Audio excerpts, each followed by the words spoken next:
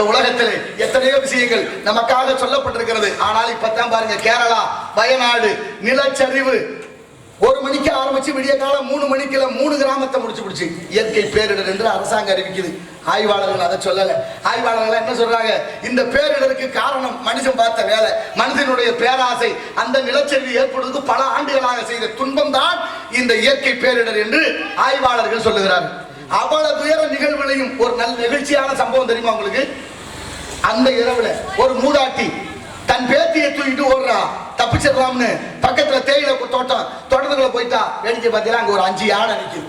காட்டு யானை தந்தங்களோட பெரிய பெரிய யானையா நிக்குது. பயந்துட்டா, கும்பிடுறா, ஐயா அந்த துயரத்துல இருந்து தப்பிக்கதானே இந்த பிள்ளைய காப்பாத்த இங்க வந்தேன், இவளை பார்த்தா பயமா இருக்கே, ஒண்ணும் பண்ணாதீங்கன்னு கும்பிட்டா. ஆச்சரியம் என்ன தெரியுமா? பொழுது விடுகிற வரைக்கும் அந்த 2 உயிருக்கும் அந்த யானைகள் தான் பாதுகாப்பாக இருந்தது என்றால் இதை விட அதிசயமும் ஆச்சரியம் இந்த நாட்டில் என்ன இருக்கு? எவ்வளவு உயர்ந்தது, எப்படி இருக்கு பாருங்க. கருணையே வடிவமாக யானைகள்.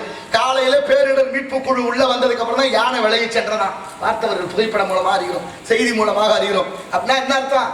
மிருகம் பூரா மனுஷனா மாறிடுச்சு, மனுஷன் பூரா மிருகமா மாறிட்டேன். இதுதான் நடக்குது தம்பி. இப்ப மாணிக்கவாசகர் சொன்னதான் ஞாபகம். வேகம் எடுத்தாண்ட வேந்தன் அடி வெல்வேன்னு. வயசானா மட்டும் பெரிய மனிதன் சொல்ல முடியாதான். நான் சொல்லல, மனிதன் திருவாசகம் சொல்லுது. வயசானா மட்டும் பெரிய மனிதன் சொல்ல முடியாது. வயசாகிறதோட சேர்ந்து புத்தியும் பக்குவப்பட்டிருக்கணும், உடலும் பக்குவப்பட்டிருக்கணும். இப்படி பக்குவம் அடைந்தால் மட்டுமே பெரிய மனிதன். ஆக சேக்கலார் பெருமான் கூட அதைத்தான் பெரிய புராணத்திலே கூறுகிறார், வடிவு ஒரு மூப்பாகி என்று. அத்தனை விஷயங்களும் நமக்காக சொல்லப்பட்டிருக்கிறது. இருந்தாலும் நடைபெறுகிறமான வேடிக்கை. எதிரிக்கு கூட வள்ளலாரை பார்த்தா கும்பிடணும்னு தோணுச்சு. எதிரிக்கு கூட வள்ளலாரை பார்த்து கும்பிடணும்னு தோணுச்சுன்னா அவருடைய வாழ்க்கை எவ்வளவு உயர்ந்தது, சிறந்தது என்று எண்ண வேண்டும். இப்போவும் பாருங்க, சில பேரை பார்த்தா கும்பிடுறோம், தம்பி நல்லா இருக்கலாம், அண்ணே நல்லா இருக்கலாம் அப்படின்னு கும்பிடுறான். ஏன்? சில பேரை பார்த்தா கும்பிட தோணுது, சில பேரை பார்த்தா கும்பிடு தொலைக்கணும்னு தோணுது. படுத்துறாங்க, பாடா படுத்துறாங்க, பதவியில் இருந்தாலும் படுத்துறேன், இல்லைனாலும் படுத்துறேன். அதிகாரிகள் எல்லாம் கும்பிடுறோமே அன்பினாலையா, என்னத்தையாவது இடைஞ்சல் பண்ணி தொலைவான் என்னை கும்பிட வேண்டியது. யதார்த்த வாழ்க்கை தான் யதார்த்தம் சிறக்கும். அந்த வகையில் தேடி அங்க போனேன். அங்க போனோன்னு மருத்துவரை பார்த்து சொன்னேன், ஐயா நேற்று இரவு கனவுல ஒரு பூனையை முழுங்கிட்டு அது வயிற்றுக்குள்ள ரொம்ப முண்டுது, எப்படியாவது எடுக்கலாமான்னு பாருங்க. அவர் பார்த்தாரு, தம்பி வாங்க. அவனுக்கு கனவுல சொன்ன அவர் சொன்னார், இவன் வயிற்றுக்குள்ள பூனை இல்ல, மனசுக்குள்ள பூனை இருக்கு, அவன் வழியிலேயே அவனுக்கு வைத்தியம் பண்ணலாம்னு அவனை படுக்க வச்சு அவரும் ஒரு நிழற்படத்தை எடுக்க போறோம்னு சொல்லிட்டு அந்த நிழற்பட அட்டையில ஒரு பூனைய படமா வரைஞ்சார். பூனைய படமா வரைஞ்சு அவனை எழுப்பி, தம்பி புடிச்சாச்சு எந்திரிங்க, பூனை வயிற்றுக்குள்ள இருக்குந்தா பாருங்க. ரொம்ப சந்தோஷம் தாங்க முடியல. ஐயா 2 பேர் பணத்தை வாங்கிட்டு ஏமாத்திட்டாங்க, பூனை இல்லைன்ட்டாங்க. நீங்க கண்டுபிடிச்சு உண்மையிலே நீங்க தான் சிறந்த மருத்துவர், எப்படியா கண்டுபிடிச்சேன்னு கேட்டேன். அதுக்கு அவர் சொன்னாரு, அவங்க 2 பேரும் வெளிச்சம் போட்டு எடுத்தாங்க, அதனால பூனை ஒளிஞ்சுக்கிருச்சு. நான் வெளிச்சம் போடாம எடுத்தேன், பூனை சிக்கிருச்சுனாரு. அவனுக்கு மகிழ்ச்சி மேல மகிழ்ச்சி, ஒண்ணு சொல்ல முடியும். சரியா பூனை எடுத்துருங்க ஐயான்னு. தம்பி அப்படியெல்லாம் அவசரப்பட்டுலாம் எடுக்க முடியாது, 1 வாரம் ஆகும், மருந்து மாத்திரையெல்லாம் வர வைக்கணும். நீ வீட்டுக்கு போயிட்டு அடுத்த வாரம் இன்ன தேதி இன்ன கிழமை இத்தனை தேதிக்கு வந்துரு, இத்தனை மணிக்கு வந்துருந்தார். இப்ப மருத்துவமனையில பெண்கள்லாம் வேலை வைப்பாங்களே, அவங்களுக்கு பேர் என்ன, செவிலித்தாய், தமிழ்ல செவிலித்தாய். அந்த பெண்களை கூப்பிட்டு ஒரு பொண்ணை கூப்பிட்டு சொன்னாரு மருத்துவர், அம்மா அவன் மனசுல ரொம்ப குழப்பமா இருக்கான், பூனை வயிற்றுல இருக்குன்னு. நீ என்ன செய்யற, நம்ம மருத்துவமனையில ஏகப்பட்ட பூனை தெரியுது நம்ம தங்கத்துல மாதிரி, அதனால நீ என்ன பண்ற, ஒரு பூனையை பிடிச்சி பத்திரமா அடைச்சு வை, அந்த பூனையை செத்து போயிடாம பாதுகாத்துக்கணும். மறுவாரம் ஒடியாந்தேன். சரி தம்பி இன்னைக்கு பூனை எடுத்துருவோம், உட்காரு. ஒரு மாத்திரையை கொடுத்துட்டு, தம்பி இப்ப என்ன தெரியுமா வைத்தியம், உன் தலையில ஓங்கி கொட்டுவேன், நீ ஆண்டு கத்தணும் அப்படின்னாரு. சரிங்க ஐயா. உடனே பூனை வந்துடும் வெளியில சத்தம் கேட்டு அப்படின்னு சொன்னோடனே அவனே உட்கார வச்சு தலையில ஓங்கி கொட்டினார்ல, பூனை வெளியில வந்தது மாதிரி அவன் ஆண்டு கத்துனான் கண்ணை முடிக்கிட்டு. ஏற்கனவே பிடிச்சி அடைச்சி வச்சிருந்த பூனையை எடுத்தாந்து அவனுக்கு முன்னால விட்டாச்சு. டேய் கண்ணை முடிச்சு பாக்குறா, பூனை வெளியில வந்துருச்சுன்னு முடிச்சு பாக்குறான், பூனை ஓடுது. சந்தோஷப்படணும்ல, அழுக ஆரம்பிச்சிட்டேன். எதுக்குதான் அழுதேன் பாத்தியா? மருத்துவர் கேட்கறேன், ஏன்டா அழுக? பூனை வந்துருச்சு. பூனை வந்துருச்சு ஐயா, ஆனாலும் இன்னொரு சிக்கல் இருக்கு. என்னடா சிக்கல்? போன வாரம் நான் இருட்டுல கனவுல முழுங்குல பூனை, அது வெள்ளையா இருந்துச்சு, இது கருப்பா ஓடுது, வயிற்றுக்குள்ள குட்டி ஓட்டுருச்சுன்னு. இப்படி ஆளுகெல்லாம் நம்ம திருத்த முடியல. என்ன சொன்னாலும் அங்க வந்து நிற்பாங்க. ஆனாலும் இந்த விஷயங்கள் இருக்கு. தயவு செய்து 40 வயசுக்கு மேல உடல் நலம் கருதியாக சைவத்துக்கு மாறலாமே. சைவம் தானே சிறந்தது, சைவம் தானே நம்ம வாழ வைக்கும். அந்த சைவம் தமிழால இந்த இடத்தினுடைய சிறப்புகளை அத்தனையும் பார்க்கலாம். எத்தனையோ விஷயங்கள் ஐயா வாரியார் சாமிகள் சொல்லுவாங்க, மனிதன் செத்தா புதைக்கிற இடம் சுடுகாடு, மனிதன் செத்தா புதைக்கிற இடம் சுடுகாடு, ஆட்டையும் மாட்டையும் கொண்டு புதைக்கிறீங்கள, வயிறு என்ன சுடுகாடு? உண்ணுகிற உணவு உணர்வை தரணும், சாப்பிட்ற சாப்பாடு நமக்கு உணர்வை கொடுக்கணும். மாம்பழம் சாப்பிட்டா அதிகமான வயிற்று உண்டாகும், நெய் அதிகமாக சாப்பிட்டோம்னா அசீரணம் உண்டாகும், எருமைப்பாலே அதிகமாக குடிச்சோம்னா மந்தம் உண்டாகும். எருமை மந்த பிராணி, மழை வந்தாலும் விலகாது, புயல் வந்தாலும் விலகாது. அது போல பாருங்க, மதுபானம் பண்ணுனா நம்ம சொல்றதை கேட்கவே மாட்டேன். எருமை மாட்டுக்கு பசு மாட்டுக்கு என்ன வித்தியாசம்? எருமை மாடு 2 மாடு தான், ஆனா வித்தியாசம் இருக்கு. உடனே நம்ம ஆளு இது கருப்பா இருக்கு, அது வெள்ளையா இருக்கு, இது தெரியாதா? அதுக்காக கேட்கறது. எரும மாடு மந்தமாவுடையது, பசுமாடு சுறுசுறுப்பானது. நீங்க பசும்பால் தண்ணியா இருக்கும், தாய்ப்பாலுக்கு இணையானது. எரும பால் கொஞ்சம் அடர்த்தியா திக்கா இருக்கும், ஆனா அது மந்த உண்டாகும். எரும மாடு வெயில்ல ரொம்ப நேரம் நிக்காது, நிக்க முடியாது, வெயில் தாங்காது. அதனால எங்கேயாவது விழுந்துடலாம்னு பார்த்தா அது சாக்கடையா இருந்தாலும் விழுந்துடும். பசுமாடு அப்படி போகாது. எரும மாடு கட்டி கிடக்கிற இடம் சுத்தம் இல்லைன்னா அது படுக்கும், பசுமாடு கட்டி கிடக்கிற இடம் சுத்தம் இல்லைன்னா படுக்காது. அதனால வீட்டுக்கு ஒரு பசுமாடு மிக முக்கியம். அது மட்டுமா 1000 மாடுகளுக்குள்ள விட்டுருந்தாலும் பசுமாடு தன் கண்டுக்குட்டியை கண்டுபிடிச்சிடும். 10 மாடுகளை விட்டாலும் எரும மாடு பிள்ளைய கண்டுபிடிக்க முடியாது. ஏன்னா அது எருமை, அருமை. அப்பேற்பட்ட அருமை பிராணியுடைய பாலை குடிச்சிட்டு நம்மோட பிள்ளைகள் இன்னைக்கு வீதியில் நின்றுக்கிட்டேன் பார் பாப்பமா ஒன்னு சொல்ற மாதிரி அப்பளம். இந்த இடத்தினுடைய சிறப்புகள் எல்லாம் ஒவ்வொன்றும் ஒவ்வொரு விதமாக இருக்கிறது. யாமறிந்த மொழிகளிலே தமிழ் மொழி போல் இனிதாவது எங்கும் காணோம் என்றார் எட்டயபுரத்து முண்டாசி கவிஞன் மீசை கவிஞன் பாரதி. யாதும் ஊரே யாவரும் கேளீர் என்றார் கணியன் பூங்குன்றனார். எந்த ஊரு? சிவகங்கை மாவட்டம் திருப்பத்தூர் அருகில் உள்ள மகிபாலன்பட்டி. அந்த சின்ன கிராமத்தில் பிறந்த புறநானூற்று புலவன் பாடிய வாசகன் தான் யாதும் ஊரே யாவரும் கேளீர் தீதும் நன்றும் பிறர் தரவாரா. எவ்வளவு அதி அற்புதமான வாசகம். 2 வரி, அதுல மொத்தம் நிறைய இருக்கு. ஆனா அவர் எழுதிய பாடல் 2 பாடல்கள். அப்படி 2 பாடல்கள். புறநானூறு என்பது பல புலவர்களுடைய பாடல்களை தொகுத்து வழங்கிய அகநானூறு புறநானூறு. அப்பேற்பட்ட இலக்கியங்கள் எல்லாம் இன்னைக்கு இருக்கு. ஆனா எங்க இருக்கு? ஐக்கிய நாடுகள் ஒன்றியமான ஐநா சபையில் இருக்கு. நம்ம நாடு சுதந்திரம் பெற்று 78 ஆண்டு ஆயிடுச்சு. இந்த 78 ஆண்டுகளில் எத்தனையோ ஜனாதிபதிகள் இருந்திருக்கிறார்கள், இருப்பார்கள். எந்த ஜனாதிபதிக்கு தமிழ் மீது பற்றில்லை, எந்த ஜனாதிபதிக்கு தமிழ் மீது அக்கறை இல்லை, எந்த ஜனாதிபதிகளுக்கும் தமிழ் மீது பாசமும் இல்லை. நமது பக்கத்து மாவட்டமான ராமநாதபுரம் மாவட்டம் ராமேஸ்வரத்தில் பிறந்த முன்னாள் ஜனாதிபதி ஐயா அப்துல் கலாம் ஐயா அவர்களுக்கு தான் அதிபற்று இருந்திருக்கிறது. அவர் தான் முழங்கினார் யாதும் ஊரே யாவருங்கள் என்ற வாசகத்தை ஆங்கிலத்தில் ஐநா சபையில். இன்று வலைதளங்கள் இருக்கு, தட்டி பாருங்க. உலக நாடுகள்லாம் தமிழை போற்றுது. தமிழ்நாட்டில் தமிழ் என்னவா இருக்கு சிந்தித்து பாருங்க.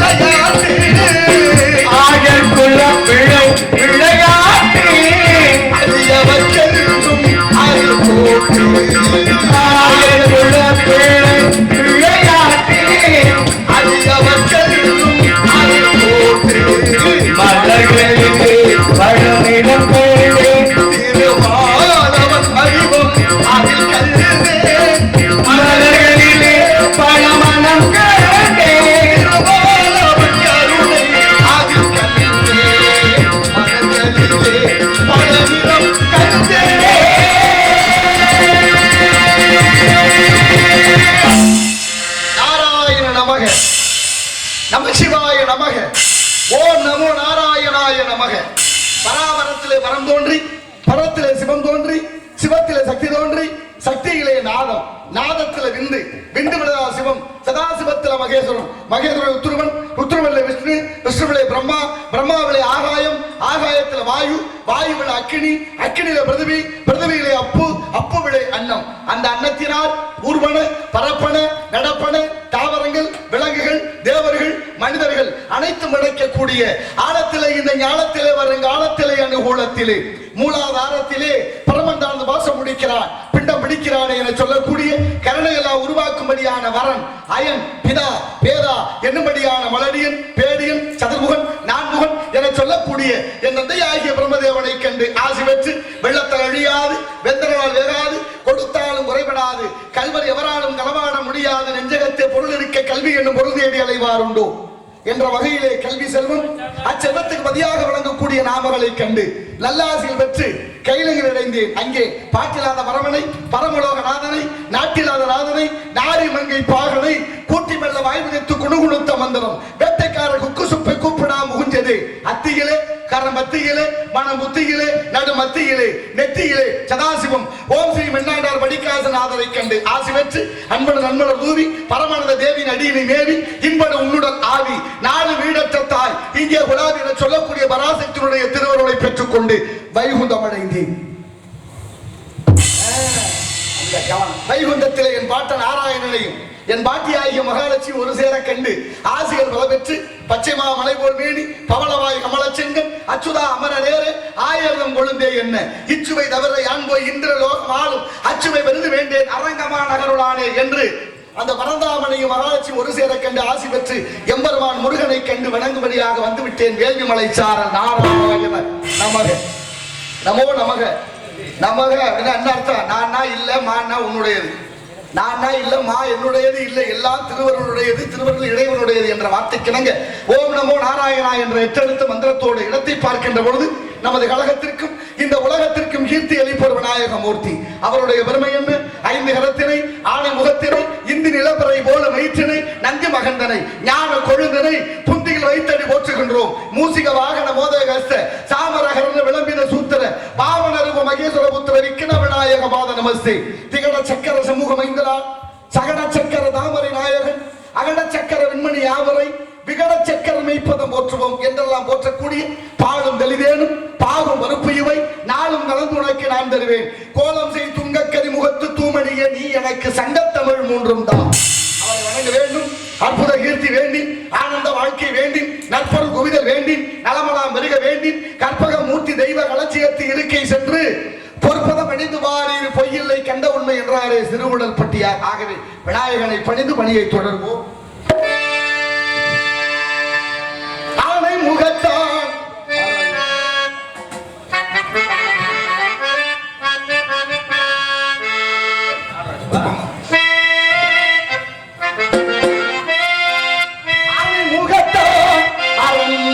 முகத்தான் மகன் அறுமுகத்தான் உடன் அவதரித்தான்.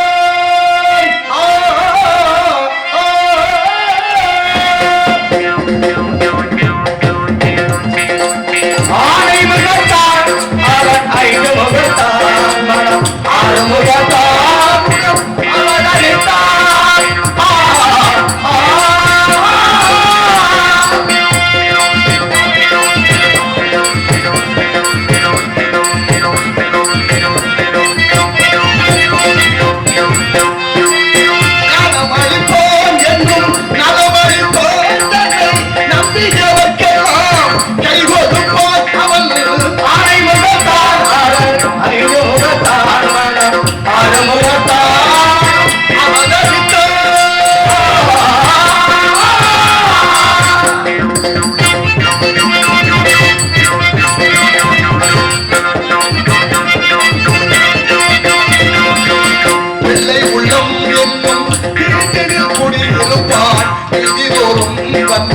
வேண்டும் வரம் அளிப்பான்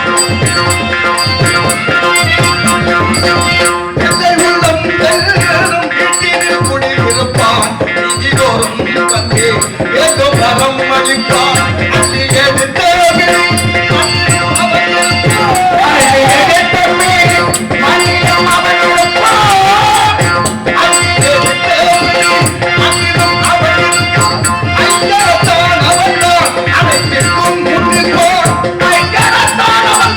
அனைத்து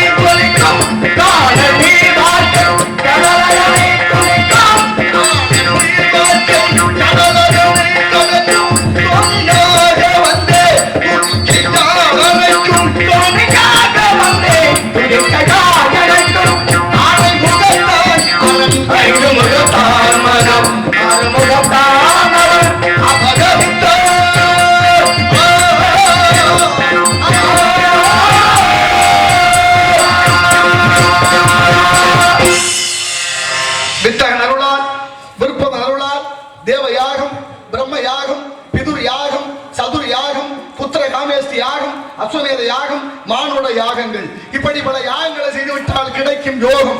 யோகத்துக்கு விரோதியோ செய் போகம். போகத்தை மறந்து யாகத்தை செய்து யோகத்தை பெற்று அந்த யோகத்தாலே உள்ளம்பரிய கோயில், ஊனுடம்பை ஆலயம், வல்லபரானார்க்கு வாய்கோபுர வாசல், கள்ள புலனைந்தும் நானா மணி விளக்கு, தெல்ல தெளிந்தாருக்கு சீவனே சிவலிங்கம் என்று திருமூலர் திருமந்திரத்திலே பாடுகிறார். உள்ளங்கோயில், உடம்பு ஆலயம், மூச்சு காத்தே சிவலிங்கம். அப்படின்னா என்ன அர்த்தம்? கோயிலும் உடம்பு ஒண்ணுன்னு சொல்றார். ஆலயமும் மனித உடம்பும் ஒண்ணு. அப்படின்னா என்ன செய்யணும்? கோயிலை நினைக்கிறது மாதிரி இந்த உடம்ப நினைக்கணும். யாரு கேட்கிறா? கேட்கவும் ஆள் இல்லை, சொல்லவும் ஆள் இல்லை. ஒருவேளை சொல்ல ஆள் இருந்தார் கூட வள்ளலார் சொன்னது மாதிரி கடை விரித்தேன் கொள்வார் இல்லை, என்னத்தையே கத்துக்கடா போங்கடான்னு போற நிலைமையா இருக்கு. கெட்ட விஷயத்துக்கு கூட்டம் கூடுது, நல்ல விஷயத்துக்கு கூட்டம் கூடுது. அந்த காலத்திலயும் மகாபாரதத்திலே பாருங்க, 100க்கு 5 பேர் தான் நல்லவன் இருந்திருக்கிறான். அதர்மத்துக்கு தான் ஆள் அதிகமா சேருமா இந்த நாட்டில், பொதுவா உலகத்திலேயே அப்படி சொல்லப்பட்டிருக்கு. ஆனாலும் கோயிலாவது ஏது, குளங்களாவது ஏது, கோயிலும் குளங்களும் கும்பிடும் விழாமரே என்று ஆக ஆவது மலிவது இல்லை இல்லையே என்று சிவவாக்கியருடைய பாடல். ஆனால் நம்ம எத்தனை விஷயங்களை கற்றிருக்கிறோம். அப்படியே சிதம்பரத்தில் கட்டியிருக்கிற கோயில் உடம்ப வைத்தே கட்டிய கோயில் நடராச பெருமான். அந்த திருமூலர் கட்டிய கோயில் நடராசர் கோயில். அந்த கோயிலும் மனித உடம்பு ஒண்ணு. எது போல? அந்த கோயில் இருக்கிற கொடிமரமும் மனிதனுடைய முதுகுத்தண்டு ஒண்ணு போல. ரெண்டுலையும் 32 இணைப்புகள் உண்டு. மனிதன் ஒரு நாளைக்கு விடக்கூடிய மூச்சு 21,600. அந்த கோயிலில் வேயப்பட்டிருக்கிற தங்க ஓடுகள் 21,600. மனிதன் விடக்கூடிய மூச்சு அது. அதுபோல இந்த உடம்புல 72,000 தசை நாறுகள், நாடி நரம்புகள். அங்கே அடிக்கப்பட்டிருக்கிற ஆணி 72,000. இந்த உடம்பு நவதுவாரம் 9 வாசல். அந்த கோயிலே 9 வாசற்படி. சாமி இருக்கும் இடம் கருவறை. உடம்புல இதயம் இருக்கிற இடம் கருவறை. எல்லா ஊர்லயும் எல்லா கோயிலும் கதவு திறந்தா கருவறை சாமி கண்ணுக்கு தெரியும். நடராசர் கோயில் அப்படி இல்லை. உள்ளே நுழைந்து இடப்பக்கமாக சென்று நடராசரை தரிசிக்க வேண்டும். காரணம், உடம்பு வைத்திய கட்டிய கோயில் அல்லவா. இந்த உடம்பு 2 கூறு, ஒன்று வலக்கூறு ஒன்று இடக்கூறு. இடப்பக்கம் தான் இதயம் இருக்கு. இதயம் இருக்கிற இடத்தில் தான் இறைவன் இருக்க வேண்டும் என்று எண்ணி அறிவியல் வளராத காலத்திலே கட்டப்பட்ட கோவில் சிதம்பரம் நடராசர் கோயில். ஏன் கோயிலை கட்டி வச்சாங்க? எல்லா ஊர்லயும் கோயில் எல்லாம் பெருசா இருக்கும், குளமும் பெருசா இருக்கும். திருவாரூர்ல 5 வேலி நிலம் குளம் வெட்டின இடம், 5 வேலி நிலம் கோயில் கட்டி இருக்கிற இடம். தனி உடைமையை பொது உடைமையாக்கி வாழ்ந்தார்கள் மன்னர்கள் காலத்திலே. மக்கள் உய்வு வர வேண்டும் என்று திருவிழான்னு பேரு. திருவிழான்னா என்ன அர்த்தம்? திருவிழாங்கிற வார்த்தையை திருப்புங்க, விழாதிரு. மனிதன் வாழ்க்கையில விழாமல் இருக்கணும்னா திருவிழா மிக முக்கியம். அந்த திருவிழாவை கொண்டாடுவதற்கு வருடத்துக்கு ஒரு முறை நமக்கு இறைவன் கட்டளையிட்டது போல ஒவ்வொருத்தரும் மனதில் இருக்கிறோம். அந்த திருவிழாவை எப்படியெல்லாம் கொண்டாட வேண்டும். ஆனால் பக்தி தான் ஒரு மனிதனை நெறிப்படுத்தும். பக்தி தான் ஒரு மனிதனை பக்குவப்படுத்தும். பக்தியோடு சேர்ந்த கல்விதான் ஒரு மனிதனுக்கு ஒழுக்கத்தை கற்றுக் கொடுக்கும். ஆனா இங்க பக்தியும் கேள்விக்குறியாகி போச்சு, கல்வியும் கேள்விக்குறியாகி போச்சு. எங்க போய் சொல்றது? அத்தனையும் வேறு விதமா இருக்கு. பக்தியும் கலாச்சாரமும் எப்படி இருக்குன்னு நினைக்கிற போது ஒரு பக்கம் மனது வெதும்புகிறது. இருந்தாலும் சொல்ற விஷயத்தை தீர்க்கமா சொல்லணுமா? சொல்லுதல் யாருக்கும் எளிய அறியவாம் சொல்லிய வண்ணம் செயல். என்ன வேணாலும் சொல்லலாம், தம்பி கவலைப்படாதீங்க, உங்களை நான் பாத்துக்கிறேன், அதை செய்யறேன் இதை செய்யறேன் சொல்லி என்ன செய்யணும்ல. அதைத்தான் சொல்றாரு வள்ளுவர். சொல்லுதல் யாருக்கும் எளிய அறியவாம் சொல்லிய வழி செய்யறது. அப்ப சொல்லிய வண்ணம் செயல் ரொம்ப அன்பு. நன்றிங்க ஐயா, நன்றி நன்றி நன்றி, மிக்க மகிழ்ச்சி. கை தட்டுங்க. ஆமா, பனி நேரம், ஐப்பசி மாசம், கொஞ்சம் கை தட்டுங்க. உடல் கொஞ்சம் சுறுசுறுப்பு கிடைக்கும், ரத்த ஓட்டம் உறையாம இருக்கும், சரியா ஓடும். அமெரிக்காக்காரன் ஆய்வு பண்ணி சொல்றேன், கை தட்டுனா ஆயுசு கூடுமா, 10 வருஷம் கூடுதலா வாழணுமா. ரொம்ப நாளைக்கு வாழணும்னு நினைக்கிறவங்க எல்லாம் கை தட்டலாம். எனக்காக இல்லை, உங்களுக்காகத்தான் சொல்றேன். ஏன் நான் அமெரிக்காக்காரனை சொல்றேன்? அமெரிக்காக்காரன் சொன்னா தான் நம்ம கேட்பான். நம்மளால சொல்லி நம்மளால யாரு கேட்கிறான்? ஆமா, கை தட்டினா உடலுக்கு ஆரோக்கியம் இருக்கு. அது போல வள்ளுவர் சொல்றாரு, சொல்லுதல் யாருக்கும் எளிய அறியவாம் சொல்லிய வண்ணம் செயல். இப்ப நீங்க தீர்மானமா சொல்லிட்டீங்க, இதுக்கு மேல முடியாது. தீர்மானம் எத்தனை வச்சிய? 3 தீர்மானம். ஏன் 3 வச்சா 4 வைக்கலாமே, இல்ல 2 வைக்கலாமே, இல்ல 5 வைக்கலாமே, ஏன் வைக்கல? எப்போதுமே தீர்மானங்கிறது 3 தடவை. ஏலம் போடும் போது கூட பாருங்க 3 தடவை. தண்ணியில தவறி விழுந்துட்டா கூட 3 தடவை பிழை பொறுப்பார் கங்காச்சி. 3 தடவை மேல கொண்டு வருவா, தப்பிக்கலைன்னா அதோட முடிஞ்சிச்சு. அப்ப ஒரு தடவை பார்த்தேன், 2 தடவை பார்த்தேன், 3ஆவது தடவையும் பார்த்தேன். 1க்கு 2 தடவை, 3 தடவைன்னு சொல்ற பழமொழி உண்டு இல்லையா? அத்தனைக்கும் காரணம் உண்டு. எல்லா சொல்லும் பொருள் குறித்தனவை என்பது தொல்காப்பியம். வாடிய பயிரை கண்ட போதெல்லாம் வாடினேன் இறைவா என்று வள்ளலார் பிறந்த பூமி. பயிர் வாடினால் கூட உயிர் வாடியதாக கருதிய மகான். தமிழ்நாட்டில் கடலூர் மாவட்டம் மருதூரிலே பிறந்தவர். அவர் பாருங்க, அவருக்கு வயசு 7 இருக்கும்போது அவங்க அண்ணன் சபாபதி பிள்ளைக்கு உடம்பு சரியில்லை, காய்ச்சல். தம்பியை கூப்பிட்டு சொல்றாரு, தம்பி சோமு செட்டியார் வீட்டுல பிரசங்கம், நீ போய் அண்ணனுக்கு உடம்பு சரியில்லைன்னு சொல்லிட்டு கற்பூரம் காட்டி பிரசாதம் கொடுத்துட்டு வந்திருப்பாங்க. இவர் போனாரு. செட்டியார் கேட்கிறாரு, என்னையா நீங்க வந்திருக்கிறீங்க, உங்க அண்ணன் வரலையான்னு. அண்ணனுக்கு உடம்பு சரியில்லை, காய்ச்சல், அதனால என்னைய வர சொன்னார். அவருக்கு கோவம் வந்துருச்சு. இதெல்லாம் முன்கூட்டியே சொல்ல மாட்டீங்களா, இன்னைக்கு வந்து திடீர்னு அது சரியில்லை இது சரியில்லை, வேற ஆள் ஏற்பாடு பண்ணிருப்பேன். இப்ப மாணிக்கவாசர் சொன்னதான் ஞாபகம், வேகம் எடுத்தாண்ட வேந்தன் அடி வெள்ளியன்னு. வயசானா மட்டும் பெரிய மனிதன் சொல்ல முடியாதான், நான் சொல்லல, மணி திருவாசகம் சொல்லுது. வயசானா மட்டும் பெரிய மனிதன் சொல்ல முடியாது. வயசாகிறதோட சேர்ந்து புத்தியும் பக்குவப்பட்டிருக்கணும், உடலும் பக்குவப்பட்டிருக்கணும். இப்படி பக்குவம் அடைந்தால் மட்டுமே பெரிய மனிதன். ஆக சேக்கலார் பெருமான் கூட அதைத்தான் பெரிய புராணத்திலே கூறுகிறார், வடிவு ஒரு மூப்பாகி என்று. அத்தனை விஷயங்களும் நமக்காக சொல்லப்பட்டிருக்கிறது. இருந்தாலும் நடைபெறுகிறமான வேடிக்கலாம். இப்ப வள்ளலாறு கேட்டாரு, ஐயா காய்ச்சல் என்ன, எங்க வீட்டுக்கு கடிதம் போட்டா வந்துச்சு, உங்களுக்கு தகவல் சொல்லன்னாரு. போதும் சாமி வந்ததை பாருங்க, நான் வேணா பெரிய புராணம் படிக்கவான்னு. நான் பெரிய புராணம் படிக்கவான்னு கேட்டாரு, படிங்கன்னாரு. 1 மணி நேரம் பெரிய புராணம் அவர் படித்ததை கேட்டு வியந்து போன செட்டியாரு இப்ப சொல்றாரு, ராமலிங்கம் நாளைக்கு நீங்களே வந்துருங்க, உங்க அண்ணனை வர வேண்டாம்னு சொல்லுங்க. இதான் மாற்றம். அண்ணன் வல்லேன்னு கோவப்பட்ட அவரு அடுத்த வினாடியே வர வேண்டாம்னு சொல்லுங்க அவர் நாவாலே சொல்லுகிறார் என்றால் மாற்றம் ஒன்றுதான், மாற்ற இயலாதது. இப்ப அவர் படிச்சாரு, பெருமையா இருந்தது. அதுக்காக அவருக்கு சன்மானம் கொடுக்கணும். ராமலிங்கம் வரும்போது நடந்தே வந்தீங்க, போகும்போது நடந்து போவாங்க, நம்ம வீட்டு சாரட்டு வண்டியில அனுப்பி வைக்கிறேன், கிளம்புங்க, சும்மா போகக்கூடாது, கொஞ்சம் பணம் கொடுத்தாராம். எவ்வளவு கொடுத்துருப்பாரு சொல்லுங்க பாப்போம். ஒரு 5000 10,000 இல்ல, ஒரு சாக்கிலே பணத்தை கட்டி கொடுத்தாரு. ஒரு சாக்கு நிறைய பணத்தை குட்டி அனுப்பினாரு. ஆனாலும் பாருங்க, வள்ளல் பெருமானார் 7 வயசுல பணம் மீது பற்று இல்லை. போற வழியில பாழும் கிணத்துல தூக்கி போட்டு போயிட்டாரு ஒரு மூட்டை பணத்தை.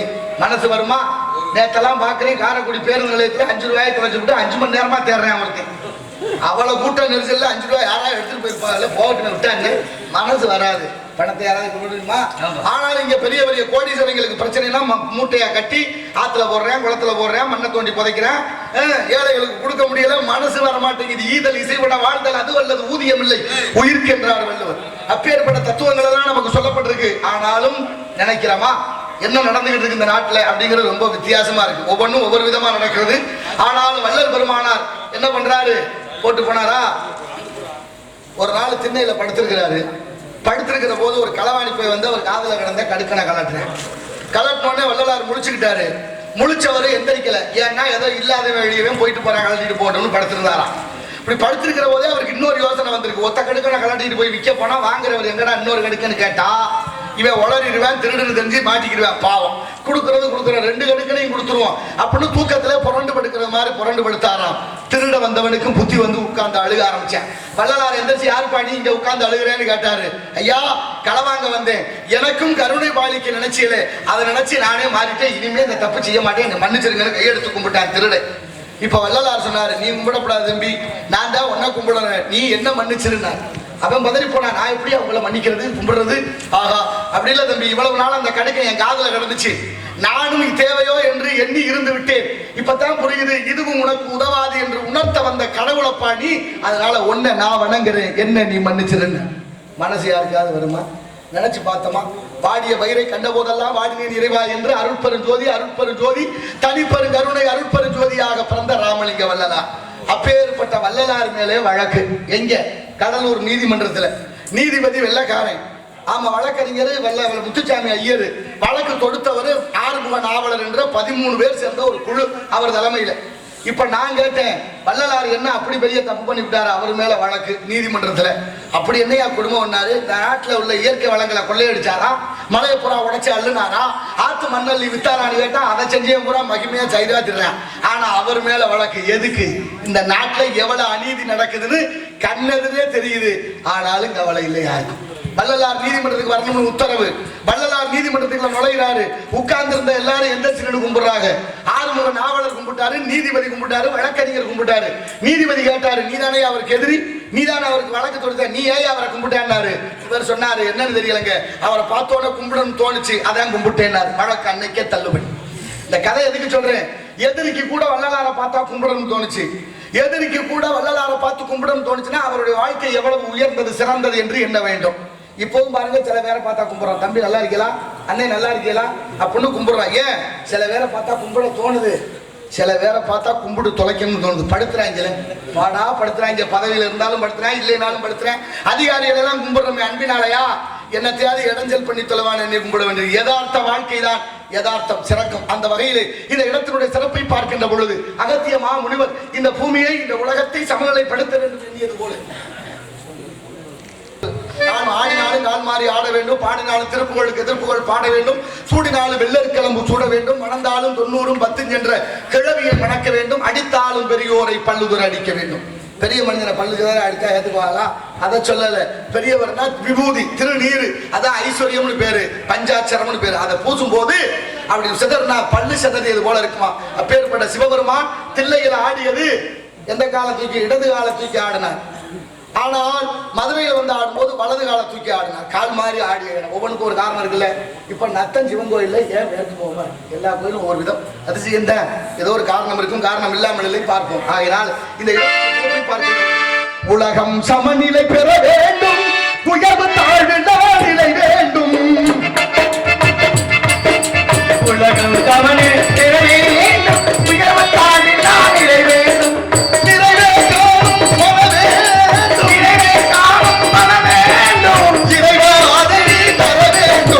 உலகம் சமநிலை பெற வேண்டும், உயர்வு தாழ்வு நிலை வேண்டும்.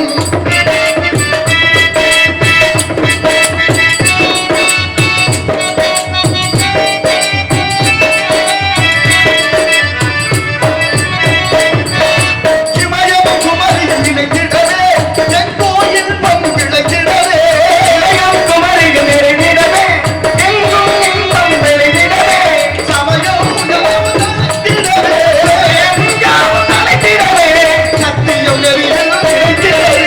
உலகம் சமநிலை பெற வேண்டும், உயர்வு தாழ்வு நிலை வேண்டும்.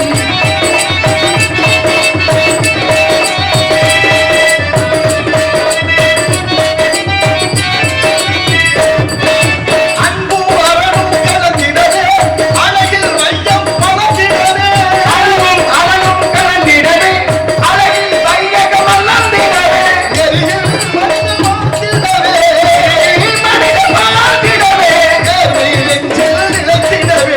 உலகம் சமநிலை பெற வேண்டும், உயர்வு தாழ்வு நிலை வேண்டும். இறைவன் காணும் பவ வேண்டும், இறைவன் காணும் பவ வேண்டும், இறைவாதி தர வேண்டும். உலகம் சமநிலை பெற வேண்டும்,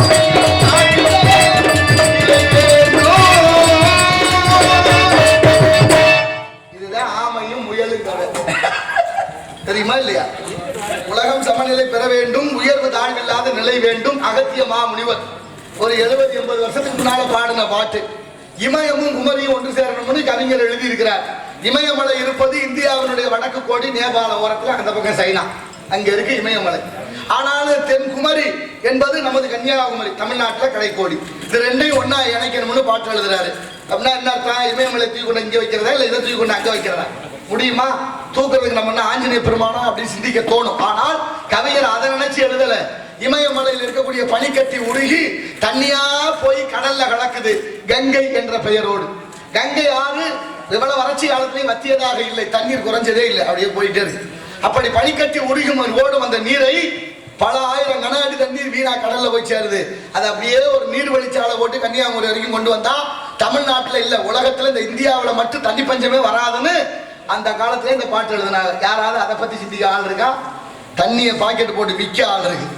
எங்க போய் சொல்ல, நல்லது சொல்ல கேட்கறது சொல்லுது. ஏன்னா நிலைமை அப்படி ஆயிடுச்சு. ஒவ்வொரு விஷயமும் ஒவ்வொரு விதமா. 1008 கோயில் சிவன் கோயில், 108 கோயில் பெருமாள் கோயில், 1116 கோயில் இருக்கு மொத்தம். எல்லா கோயிலையும் ஒழுங்கா விளக்கறிய, எல்லா கோயிலும் ஒழுங்கா இருக்கா? அதை பத்தி யாருக்காவது சிந்தனை இருக்கா? ஏன் விளக்கறியல? ஆனா அறநிலையத்துறையில எவ்வளவோ பணம் கொட்டுது. நமக்கு என்னதுக்கு பெரிய இடத்துக்குள்ளாப்பா, நம்ம கோழி முட்டாமிக்கல உடைக்க நம்ம அதெல்லாம் தாங்குமான்னு தெரியல. ஆனா இப்படி உலகம் போற போக்கு கேட்கணுமா வேண்டாமா? சிவன் சொத்து குலநாசம்ங்க பப்பாலா தொங்குறாங்களா? யாரு? கோயிலுக்கு சொத்தை தின்னவங்க தான் அவங்க போறான். நமக்கு என்னதுக்கு முன்னோர்கள் அப்படி சொல்லி வைத்திருக்கிறார்கள், வாயாலே நின்று வாயாலே கக்கணும்னு. அப்படி இந்த உலகத்தினுடைய நீதிகளை பார்க்கிற பொழுது எத்தனையோ தத்துவங்கள் நாளைய தலைமுறையை அவங்க தொலைநோக்கு பார்வையோடு சிந்தித்தார்கள் முன்னோர்கள். அப்படி சிந்தனை தான் நம்மை வாழ வைத்துக் கொண்டிருக்கிறது. அப்படிப்பட்ட இங்க பாருங்க, அப்துல் கலாம் ஐயா கனவு காணுங்கன்னாரா? கனவு காணுங்கன்னாரு. கனவுனா எப்படி கனவு? தூங்கும் போது வருவது கனவு அல்ல, தூங்க விடாமல் செய்வது கனவு. ஒரு மனிதனை லட்சிய கனவு, நாளைக்கு என்ன செய்யணும், நாளை பொறுத்து என்ன செய்யணும் அப்படின்னு நினைச்சுட்டே இருக்கான் பாருங்க. லட்சியத்தை கனவு தூக்கம் வராது. ஒரு புதுசா ஒரு பொண்ணு மாப்பிள்ளைக்கு கல்யாணம் நடந்துச்சு. கல்யாணம் பண்ணா ஒரு வாரமா தூக்கமே இல்லையா ரெண்டு பேருக்கு. புது பொண்ணு மாப்பிள்ளை எப்படி தூங்குறது? அப்புறம் திடீர்னு பாருங்க, மாப்பிள்ளை வெளிநாடு போயிட்டாரு. ஒரு யோகம், வெளிநாடு போனோன்னு இந்த பொம்பளை பிள்ளை ஒரு வாரமா தூங்கல. ஏன்னா பிரிஞ்ச சோகம். முதல்ல நன்மை, அதாவது இன்பம், அடுத்து துன்பம், கணவன் இல்லைங்கிற கவலை. அப்ப பாருங்க, நல்லது நன்மைனாலும் தூக்கம் வராது, கெடுதல்னாலும் தூக்கம் வராது. அப்ப துயர மனசாட்சின்னு ஒண்ணு இருக்குல்ல, தன்னஞ்சு அறிவது பொய்யற்க பொய்த்தபின் தன்னஞ்சே தன்னை சுடும். எவ்வளவுதான் நீதிகள் இருந்தாலும் நீதிபதிகள் இருந்தாலும் அவரவர் மனச்சாட்சி என்பதை உணர்த்தி பார்க்க வேண்டும். அதுதான் உயர்வு. நீங்க அவ்வளவு இதுல கனவு காணுங்கன்னாரு ஐயா அப்துல் கலாம் ஐயா. இப்ப பாருங்க, ஒருத்தர் தூங்கினவரு ஒரு கனவு கண்டிருக்காரு. அந்த கனவுல பெரிய பூனையை முழுங்குறது மாதிரி ஒரு கனவு கண்டார். கனவு எப்படி? பூனை தலையை கீழே ஓடிக்கிட்டே இருக்கக்கூடாது, புரியுதா? உங்களுக்கு சேர்த்தான் சொல்றேன். அப்புறம் பூனையை முழுங்கின மாதிரி முடிச்சுக்கிட்டு தெரியக்கூடாது, புரியுதா இல்லையா? அவன் என்ன பண்றான், தூங்கும் போது ஒரு பூனையை முழுங்கிட்டான், கனவுன்னு தெரியல, படக்குன்னு எந்திரிச்சான். அப்புறம் கனவுன்னு யோசிச்சுட்டான். கனவுன்னு யோசிச்சது படம் தூங்கலாம்ல, மனசு பொருட்களை வயிற்றுக்குள்ள பூனை போயிடுச்சு, என்ன பண்ண போதும்னு பதறிட்டான். பதறினா பொழுது விடிஞ்சு விடியாம ஒரு மருத்துவரை தேடி ஓடுறான். அங்க ஓடி போய், ஐயா மருத்துவர் ஐயா, நேற்று இரவு ஒரு பூனையை கனவுல முழுங்கிட்டேன், அதை எப்படியாவது எடுத்துருங்க ஐயாங்க. அவர் பார்த்தாரு, என்னடா கனவுல முழுங்கின பூனையை எடுக்க சொல்றானே, இது எந்த நாட்டுல நடக்கும், பெரிய கொடுமையா இருக்கு. சரி தம்பி படு, உனக்கு ஒரு நிழல் படம் எடுக்கிறேன். நிழல் படம்னா என்ன தெரிஞ்சா மாப்பிள்ள? எக்ஸ்ரே, அதுக்கு பேரு அதுதான், அது புகைப்படம்னு ஒரு பேர் இருக்கு. ஆனாலும் பாருங்க, எக்ஸ்ரே என்ன தெரியுது, நிழல் படம்னா தெரியல. அப்படின்னா எந்த அளவுக்கு தமிழ் வளர்த்திருக்காங்க பாருங்க இந்த நாட்டுல. நான் ஒன்னும் சொல்றதுக்கு இல்ல. ஆனாலும் பாருங்க, 25-30 வருஷத்துக்கு முன்ன ஆங்கிலத்துல பேசிட்டு தமிழ்ல மொழிபெயர்த்தார்கள், நம்ம நாட்டில பார்த்திருக்கிறோம். ஆனா இன்னைக்கு தமிழ்ல பேசிட்டு ஆங்கிலத்துல மொழிபெயர்க்கிறோம். நிழல் படம்னா தெரியல, எக்ஸ்ரேன்னா தெரியுது. அவரை படுக்க போட்டு ஒரு படம் எடுத்து காமிச்சார். தம்பி படத்துல பாத்தியா, பூனை எல்லாம் இல்ல, வயிற்றுக்குள்ள இல்ல, நீ கவலைப்படாத, அது ஒரு கனவு, கனவு கனவாவே போயிருமியா, அது எப்படி நெசத்துல வரும், போய் வீட்டுக்கு அனுப்புனார். காசை கொடுத்துட்டு வெளியில வந்தேன், மனசு கேட்கற, அடுத்த மருத்துவர்கிட்ட ஓடுறேன். அடுத்த மருத்துவர்கிட்ட போய் அதே மாதிரி ஒரு நிழல் படம் எடுக்கிறேன், அதுலயும் இல்ல. அவரும் சொன்னாரு, கனவுதான் தம்பி, அது நெசம் இல்லைடா, இதை போட்டு குழப்பிக்காதே போ அப்படின்னு மாத்திரையை கொடுத்து, சரி சத்து மாத்திரையை சாப்பிட்டு போய் படுன்னு போய் அனுப்பிட்டார். ஆனாலும் மனசு அவனுக்கு கேட்க, வயிற்றுக்குள்ள பூனை முன்ற மாதிரியே தெரியுது அவனுக்கு. பார்த்தா பெரிய மருத்துவரா தேடும்னு போனேன் மதுரையில, அப்போலோ, அந்த மீனாட்சி மிஷன், வேலம்மாள், காவேரி, அதிகமாக தேடி அங்க போனேன். அங்க போனோன்னு மருத்துவரை பார்த்து சொன்னேன், ஐயா நேற்றிரவு கனவுல ஒரு பூனையை முழுங்கிட்டு அது வயிற்றுக்குள்ள ரொம்ப முண்டுது, எப்படியாவது எடுக்கலாமான்னு பாருங்க. அவர் பார்த்தாரு, தம்பி வாங்க. அவனுக்கு கனவுல சொன்ன உடனே அவர் சொன்னார், இவன் வயிற்றுக்குள்ள பூனை இல்ல, மனசுக்குள்ள பூனை இருக்கு, அவன் வழியிலேயே அவனுக்கு வைத்தியம் பண்ணலாம்னு அவனை படுக்க வச்சு அவரும் ஒரு நிழற்படத்தை எடுக்க போறோம்னு சொல்லிட்டு அந்த நிழற்பட அட்டையில ஒரு பூனைய படமா வரைஞ்சார். பூனைய படமா வரைஞ்சு அவனை வந்து எழுப்பி, தம்பி புடிச்சாச்சு, எந்திரிங்க, பூனை வயிற்றுக்குள்ள இருக்குண்டா பாருங்க. ரொம்ப சந்தோஷம் தாங்க முடியல. ஐயா 2 பேரும் பணத்தை வாங்கிட்டு ஏமாத்திட்டாங்க, பூனை இல்லைன்ட்டாங்க. நீங்க கண்டுபிடிச்சு முடியாது, உண்மையிலே நீங்க தான் சிறந்த மருத்துவர், எப்படியா கண்டுபிடிச்சேன்னு கேட்டேன். அதுக்கு அவர் சொன்னாரு, அவங்க 2 பேரும் வெளிச்சம் போட்டு எடுத்தாங்க, அதனால பூனை ஒளிஞ்சுக்கிருச்சு, நான் வெளிச்சம் போடாம எடுத்தேன், பூனை சிக்கிருச்சுன்னாரு. அவனுக்கு மகிழ்ச்சி மேல மகிழ்ச்சி, ஒண்ணு சொல்ல முடியாது. சரியா பூனை எடுத்துருங்க ஐயாங்க. தம்பி அப்படியெல்லாம் அவசரப்பட்டுலாம் எடுக்க முடியாது, ஒரு வாரம் ஆகும், மருந்து மாத்திரையெல்லாம் வர வைக்கணும், நீ வீட்டுக்கு போயிட்டு அடுத்த வாரம் இன்ன தேதி இன்ன கிழமை இத்தனை தேதிக்கு வந்துரு, இத்தனை மணிக்கு வந்துருந்தார். இப்ப மருத்துவமனையில பெண்கள் வேலை வைப்பாங்களே, அவங்களுக்கு பேர் என்ன, செவிலித்தாய், தமிழ்ல செவிலித்தாய். அந்த பெண்களை கூப்பிட்டு ஒரு பொண்ணை கூப்பிட்டு சொன்னாரு மருத்துவர், அம்மா அவன் மனசுல ரொம்ப குழப்பமா இருக்கான், பூனை வயிற்றுக்குள்ள இருக்குன்னு, நீ என்ன செய்யற, நம்ம மருத்துவமனையில ஏகப்பட்ட பூனை தெரியுது நம்ம தங்கத்துல மாதிரி, அதனால நீ என்ன பண்ற, ஒரு பூனையை பிடிச்சி பத்திரமா அடைச்சு வை, அந்த பூனையை செத்து போயிடாம பாதுகாத்துக்கணும். மறுவாரம் ஒடியாங்க. சரி தம்பி இன்னைக்கு பூனை எடுத்துருவோம், உட்காரு. ஒரு மாத்திரையை கொடுத்துட்டு, தம்பி இப்ப என்ன தெரியுமா வைத்தியம், உன் தலையில ஓங்கி கொட்டுவேன், நீ ஆண்டு கத்தன அப்படின்னாரு. சரிங்க ஐயா.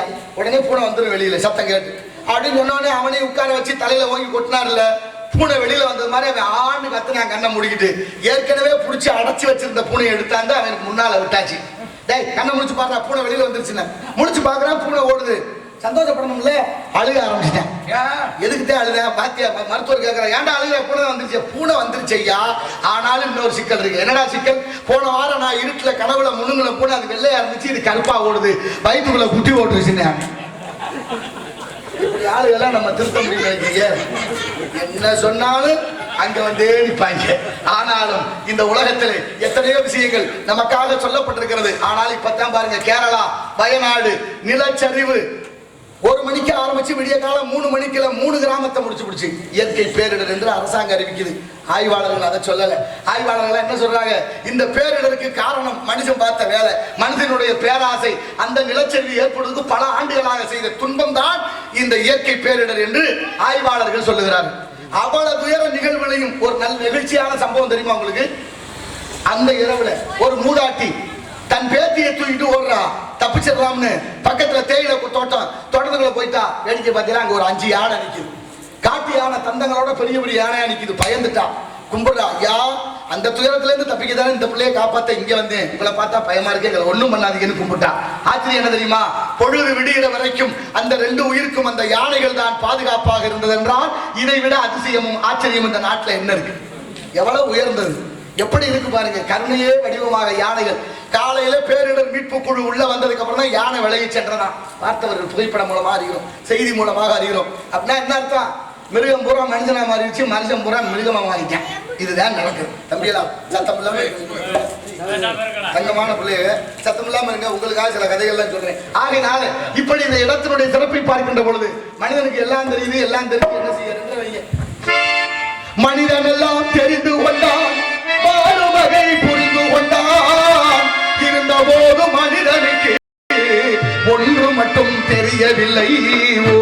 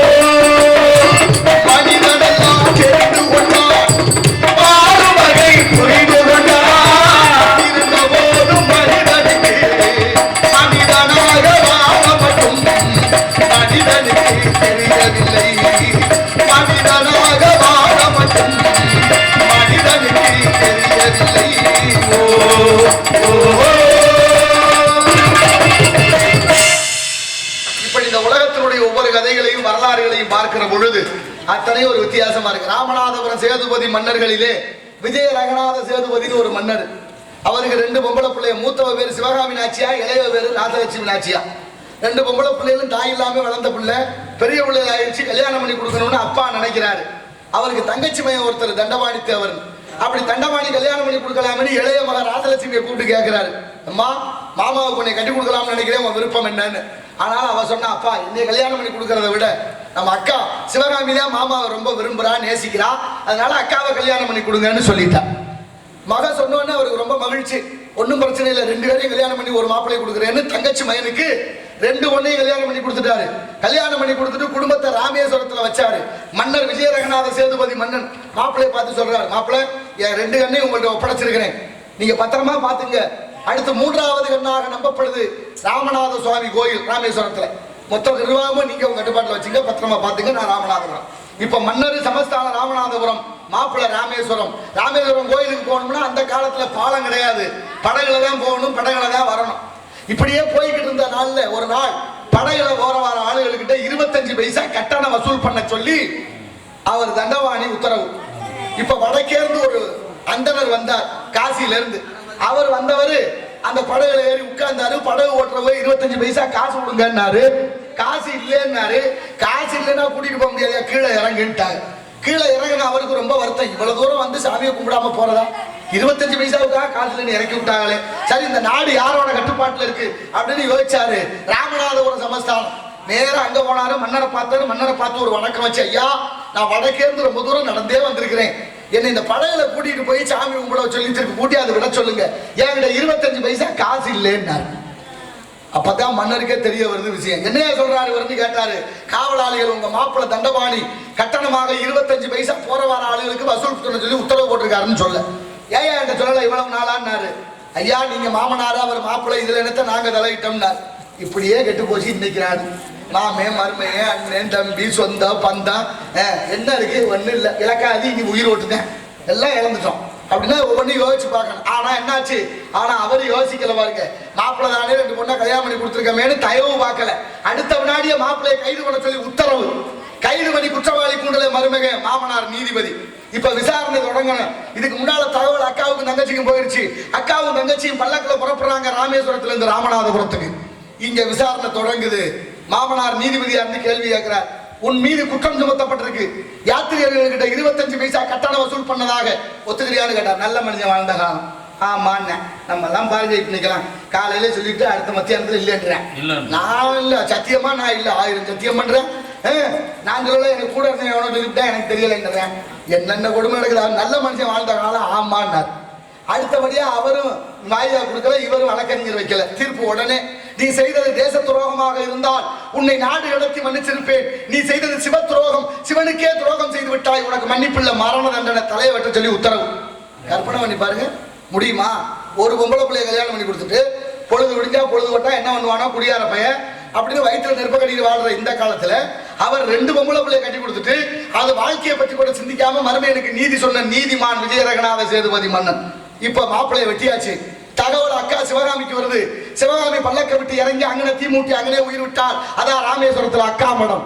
அடுத்தபடியா தங்கச்சிக்கு தகவல் கிடைக்குது. அவளும் பல்லக்க விட்டு இறங்கி அங்கனே தீ மூட்டி உயிர் விட்டால், அதுதான் தங்கச்சி மடம். அக்காவும் தங்கச்சியும் தீ குளிச்சு இறந்த இடத்துல அவங்க அப்பா மடம் கட்டி சோறு போட்டார், அதான் அக்கா மடம், தங்கச்சி மடம் ராமேஸ்வரத்துல. இது ஒரு ஆச்சரியம் இல்ல. புருஷன் இல்லைன்னா வாழ முடியாதுங்கிற யதார்த்தம் இருந்தது அந்த காலத்துல. அதனால கணவன் இல்லை என்று 2 இறந்து விட்டார்கள். இதை விட பெருமை, 2 பொம்பளை பிள்ளைகளுடைய வாழ்க்கையை பற்றி சிந்திக்காம தன் மருமகனுக்கு நீதி வழங்கிய நீதிமான் விஜயரகநாத சேதுபதி மன்னருடைய புகழை என்னவென்று சொல்வது. இன்னைக்கு நிலைமையை நினைச்சா ஒன்றும் சொல்றதுக்கு இல்லை. நம்ம கிணத்துக்கு பெரிய இடத்துக்குள்ள அரமனை கோழி முட்டை அம்மிக்கெல்லாம் உடைக்கும். நீங்க குன்றக்கூடிய அடிகளார் ஒரு கதை சொல்லுவார் தெரியுமா? இப்ப இருக்கிற சிங்கம் வேட்டையாடி சாப்பிட்டு காலு தலை தோல் மிருகங்களுடைய குஞ்சு கிடக்குமா, அது நாளாக அழுகி போயிடும். ஒரே வாழையா இருக்கு, துர்நாத்தம், கெட்ட நாத்தமா இருக்கும்ல. இப்ப சிங்கத்துக்கே பொறுக்கல, ஏன்னா காட்டுக்கே ராசா சிங்க தலைவர் இல்லையா. அவர் யோசிச்சு பாக்குறாரு, நம்ம தங்கி இருக்கிற இவ்வளவு மோசமா இருக்கு, யாரையாவது கூப்பிட்டு கேட்போம் என்ன சொல்றாங்கன்னு பார்ப்போம், சுய பரிசோதனை அப்படின்னு யோசிச்சுட்டு இருந்து அந்த பக்கத்துல ஒரு சிறுத்தை வந்துச்சு. அந்த சிறுத்தையை கூப்பிட்டு போய் பார்த்து சொல்லு தலைவர் தங்கி இருக்கிற இடம் எப்படி இருக்குன்னு. அது உள்ள போயிட்டு வந்து மூக்க பிடிச்சிக்கிட்டு, தலைவரை என்ன இவ்வளவு மோசமா நாருது, இப்படியா நீங்க வச்சிருக்கிறது, ஏண்டா என் இடம் நாருதுன்னு சொல்றதுக்கா உன்ன கூப்பிட்டுன்னு ஒரே அடி ஓடியே போச்சு. அடுத்து ஒரு யானை வந்துச்சு. யானையை கூப்பிட்டு நீ பார்த்து சொல்லுச்சு. அது போயிட்டு வந்து சந்தனமும் ஜவ்வாதும் மணக்குதுன்னுச்சு. ஏன்டா இவ்வளவு தக்கத்துலயும் இவ்வளவு பெரிய பொய் சொல்றியே, பொய் சொல்ல அவனை கூப்பிட்டு அப்படின்னு ஒரே அடி, யானையும் ஓடி போச்சு. கடைசியா அந்த பக்கமா ஒரு நரி வந்துச்சு.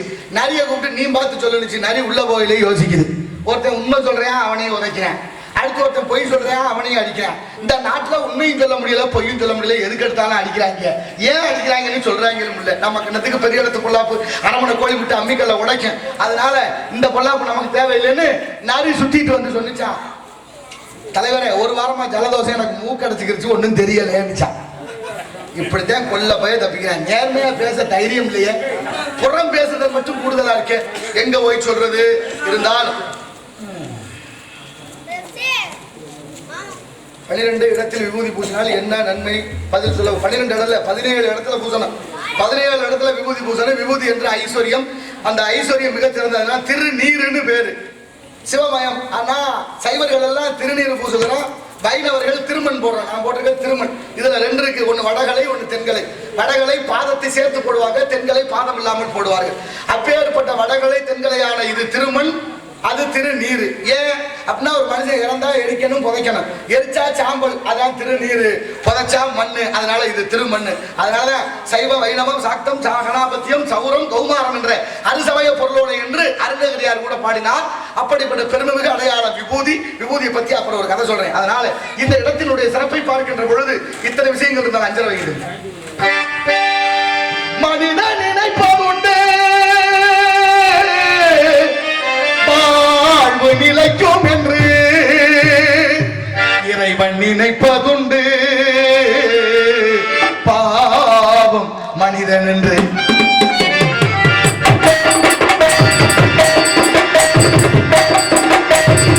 நினைப்பதுண்டு வாழ்வு நிலைக்கும் என்று இறைவன் நினைப்பதுண்டு பாவம் மனிதன் என்று.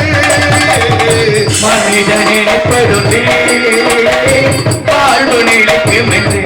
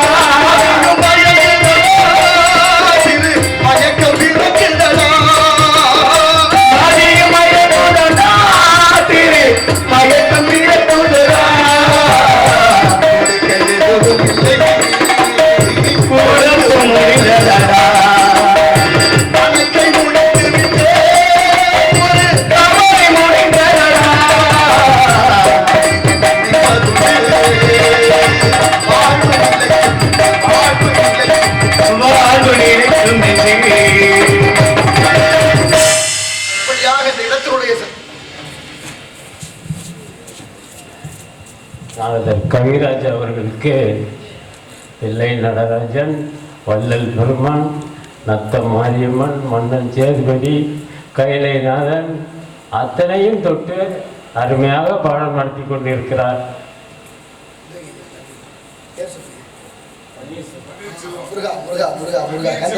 பன்னீர்செல்வம். எங்க ஊர்ல எங்க மாமா ஒருத்தர் இருந்தார், பன்னீர்செல்வம். அவர் சொல்லுவார், பன்னீர்செல்வத்தை பகச்சுக்காய்ங்கிறா, ஏன் நான் தான் எல்லா வீட்லயும் இருப்பேன், செத்த வீட்லயும் இருப்பேன், கல்யாண வீட்லயும் நான் தான் இருப்பேன், பன்னீர்செல்வத்தை பகச்சுக்காதீங்க பாருங்க. மாமா ரொம்ப உயர்ந்த படிப்பாளி, ஆங்கிலேயர் காலத்துல அப்படி படிச்சவர், இன்னைக்கு இல்ல உயிரோட. எம்கேஆர், ஆமா ஆர்கேபின்னு சொன்னா அங்க தெரியும் அவர், அப்படி ஒரு மாமனாரு.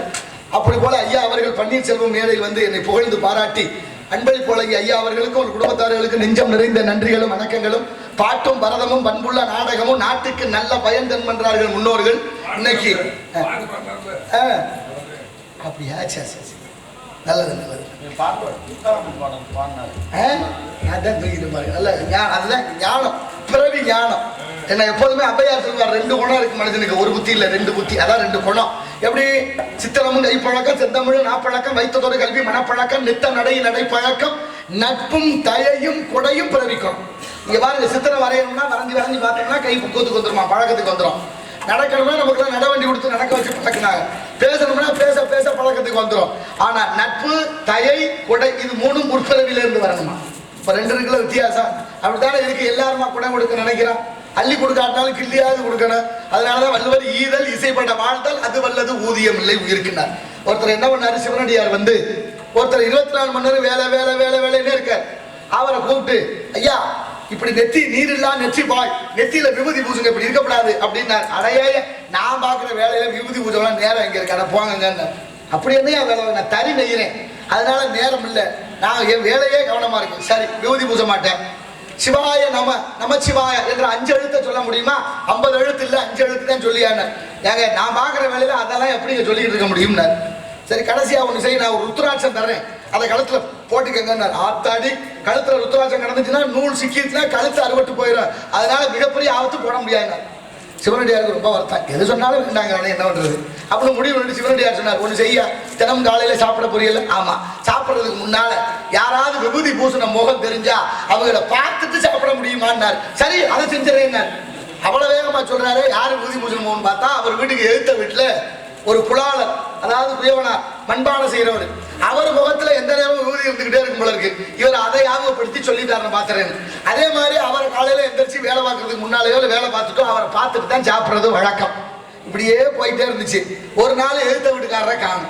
எழுத்த வீட்டுக்காரரை காணும், பசி வந்துருச்சு, சாப்பிடக்கூடிய நேரம்.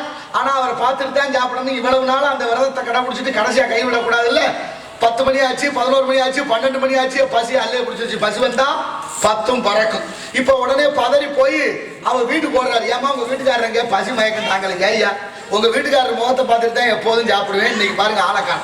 அவர் மண்பானை செய்ய மண்ணெடுக்க போயிருக்காரு இந்த இடத்துல. என்ன இவர் ஏறுந்து டக்குன்னு ஓட ஆரம்பிச்சிட்டாரு. அங்க போறாரு அவரை பார்க்க. அவர் என்ன பண்றாரு, ஒரு பள்ளம் தோண்டி அந்த மண்ணை எடுத்துக்கிட்டு இருக்கிறாரு பானை செய்யறதுக்கு. மண்பானை செய்ய பானை எடுக்க மண்ணு எடுக்கிற போது கீழே இருந்து ஒரு புதையல் தென்படுது.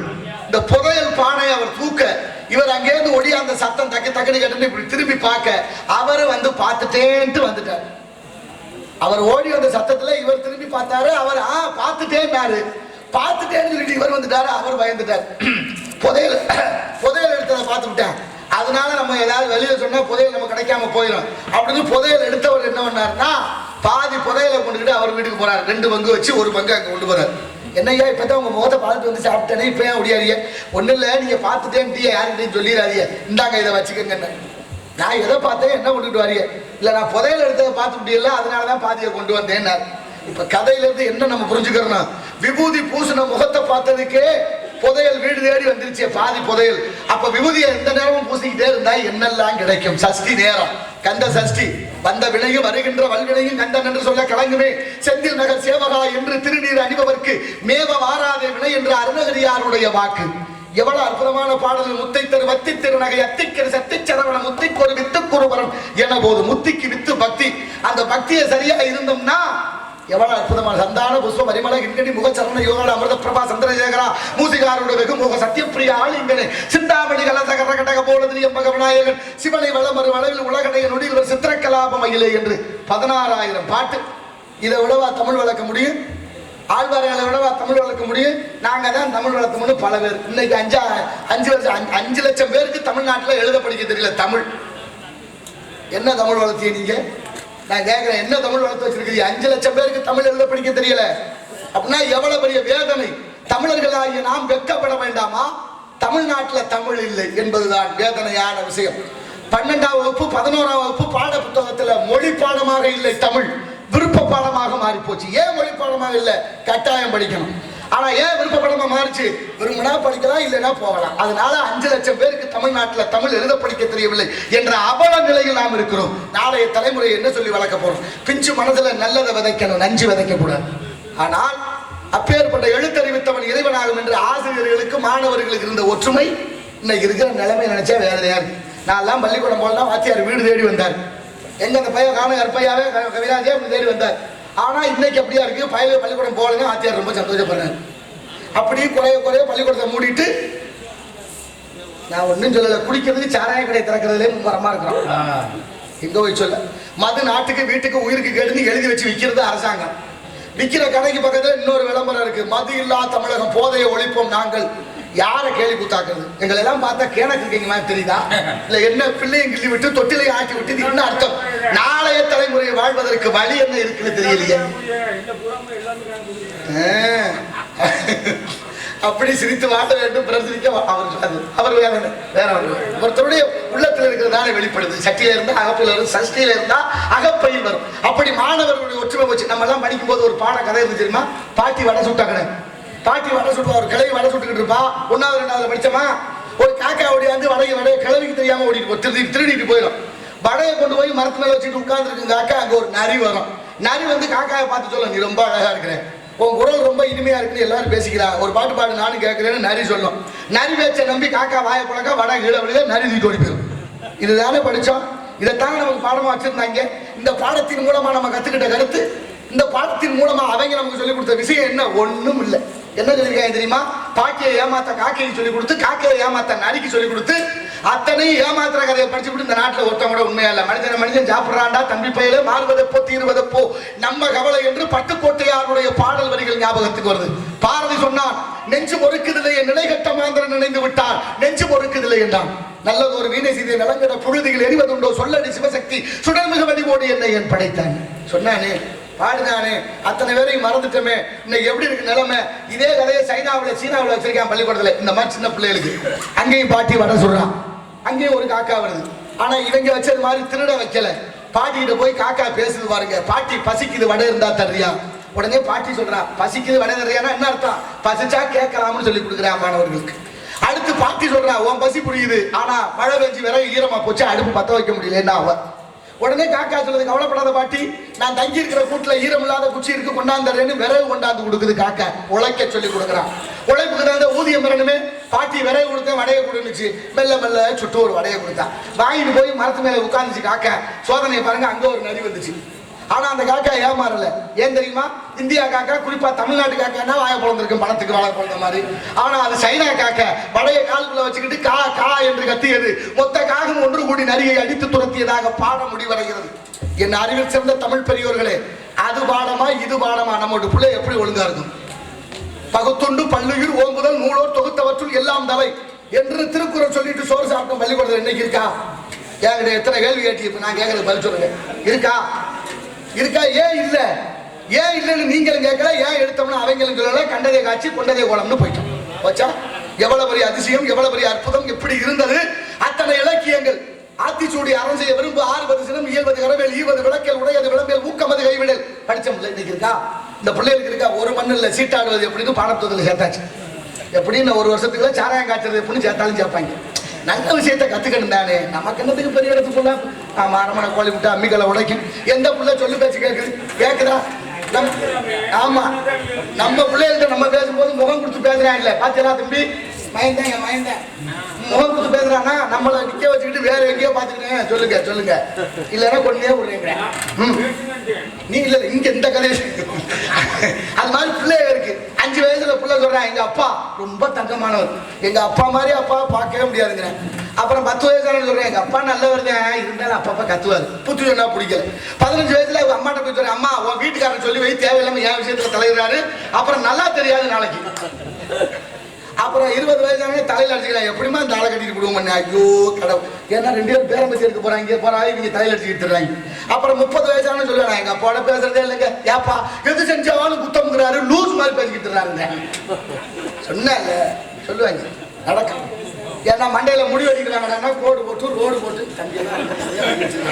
ஆமா, அது நாகரிகமா பண்பாடா கலாச்சாரமா யோசிச்சு சொல்லுங்க என் தமிழ் பெரியோர்களே. போடு போட்டதுனால எதுவும் அறிவு தெளிவு வருதா இல்ல வருமானம் வருதா? ஒரு கன்றாவையும் இல்ல. சிகை அலங்காரம் என்பது முக அழகா காட்டணும், அலங்கோலம் மாத்துறாங்க கேட்டா நாகரிகம்னு ஒத்த வார்த்தை முடிஞ்சு வச்சு. 40 வயசானா அவனும் கல்யாணம் ஆகி புள்ள விட்டு வந்துருமா? அந்த நேரத்துல பாருங்க அவங்க படுத்துற பாட்டுல இவன் சொல்லுவான் ஏன்டா இந்த பாடுபடுத்தி. அந்த காலத்துல அவளை வறுமையிலையும் எங்களை எல்லாம் எங்க அப்பா எப்படி வளர்த்தாரு தெரியுமா? இந்த பாடுபடுத்து. அப்ப சொல்லுவேன் எப்ப 40 வயசுல 5 வயசுல சொன்ன வார்த்தையை திரும்ப கேட்க 35 வருஷம் இடைவெளி தேவைப்படுது. இது யதார்த்தம், இதுதான் வாழ்க்கை. இக்கரைக்கு அக்கறை பச்சை, அக்கறையோட இருந்தா இக்கரையும் பச்சை என்ற யதார்த்தத்தை புரிந்து வாழ்வோம். யதார்த்தம் தான் நம்மை வாழ வைக்கும். வாழ்க்கை சிறக்க யதார்த்தமும் இயற்கையும் சார்ந்து வாழ வேண்டும். பஞ்சபூதம் நீர் நிலம் நெருப்பு காற்று ஆகாயம் 5லையும் 1 மட்டும் தான் தனித்துவம் நெருப்பு. அதனாலதான் எல்லாரும் முன்னோர்கள் நெருப்பை கும்பிட்டாங்க. ஆகையினால இந்த இடத்துல 5 வைங்க. உயர்ந்த இடத்தில் இருக்கும் போது உலகம் உன்னை மதிக்கும். இளமை கொஞ்சம் இறங்கி வந்தால் இடது கூட. உயர்ந்த இடத்தில் இருக்கும் போது உலகம் உன்னை மதிக்கும். இளமை கொஞ்சம் இறங்கி வந்தால் இடது கூட. மதியாதா தலைவாசல் இனிதாக எழுந்து மனிதனுக்கு அப்பை சொன்னது, அப்பை சொன்னது அதில் அர்த்தம் உள்ளது. சிவன்களத்தில் இருந்து பாம்பு கேட்டது கருடா தவிக்கமா யாவும் எனக்கு விடத்தில் இருந்து வந்தா எல்லாம் தவிக்கவே அருடன் சொன்னது இதில் அர்த்தம் உள்ளது.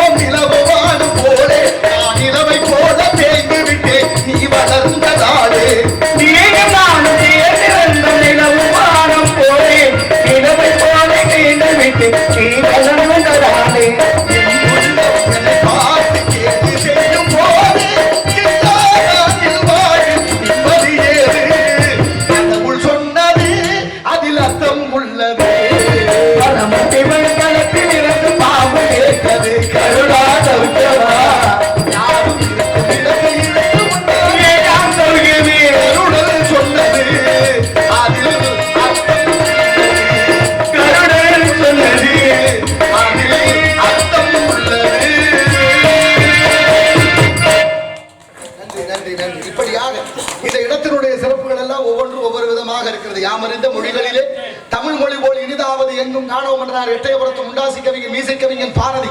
யாதும் ஊரே யாவரும் கேளீர் என்றார் கணியன் பூங்குன்றனார். எந்த ஊரு? சிவகங்கை மாவட்டம் திருப்பத்தூர் அருகில் உள்ள மகிபாலன்பட்டி. அந்த சின்ன கிராமத்தில் பிறந்த புறநானூற்று புலவன் பாடிய வாசகன் தான் யாதும் ஊரே யாவரும் கேளீர் தீதும் நன்றும் பிறர் தரவாரா. எவ்வளவு அதி அற்புதமான வாசகம். 2 வரி, அதுல மொத்தம் நிறைய இருக்கு. ஆனா அவர் எழுதிய பாடல் 2 பாடல்கள். அப்படி சத்தம் இல்லாம அமைதியா பேசுங்க. அப்படி 2 பாடல்கள். புறநானூறு என்பது பல புலவர்களுடைய பாடல்களை தொகுத்து வழங்கிய அகநானூறு புறநானூறு. அப்பேற்பட்ட இலக்கியங்கள் எல்லாம் இன்னைக்கு இருக்கு.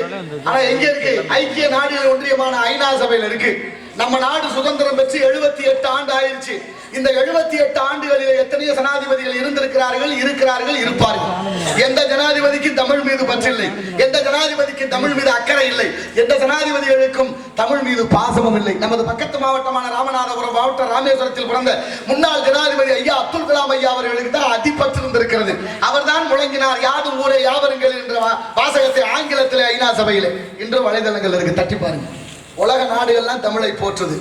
தமிழ்நாட்டில் தமிழ் என்னவா இருக்கு சிந்தித்து பாருங்க. நாமெல்லாம் தமிழர்கள். வரலாறு ஒரு விதமாக மாறிக்கொண்டே இருக்கிறது. நம்ம வேற விதமா பேசிக்கிட்டு இருந்தோம்னா எல்லாத்தையும் இழக்க வேண்டியதா ஒண்ணு இல்லை. கோவனை கூட மிஞ்சார். எங்க போய்கிட்டு இருக்கு நிலைமை பாத்தீங்களா? ஐக்கிய நாடு ஐநா சபையில தமிழ் இருக்கு, அவர்கள் மதிக்கிறார்கள். ஜப்பானிய பல்கலைக்கழகம் யாதும் ஊரே யாவருங்கள் என்ற வாசகத்தை 2 மொழியில வச்சிருக்கேன். ஒன்னு அவர்கள் மொழி, இன்னொன்று நமது மொழி, தாய்மொழி. இன்னும் பாருங்க, செருசலேம் கிறிஸ்தவர்கள் வந்த இடம்.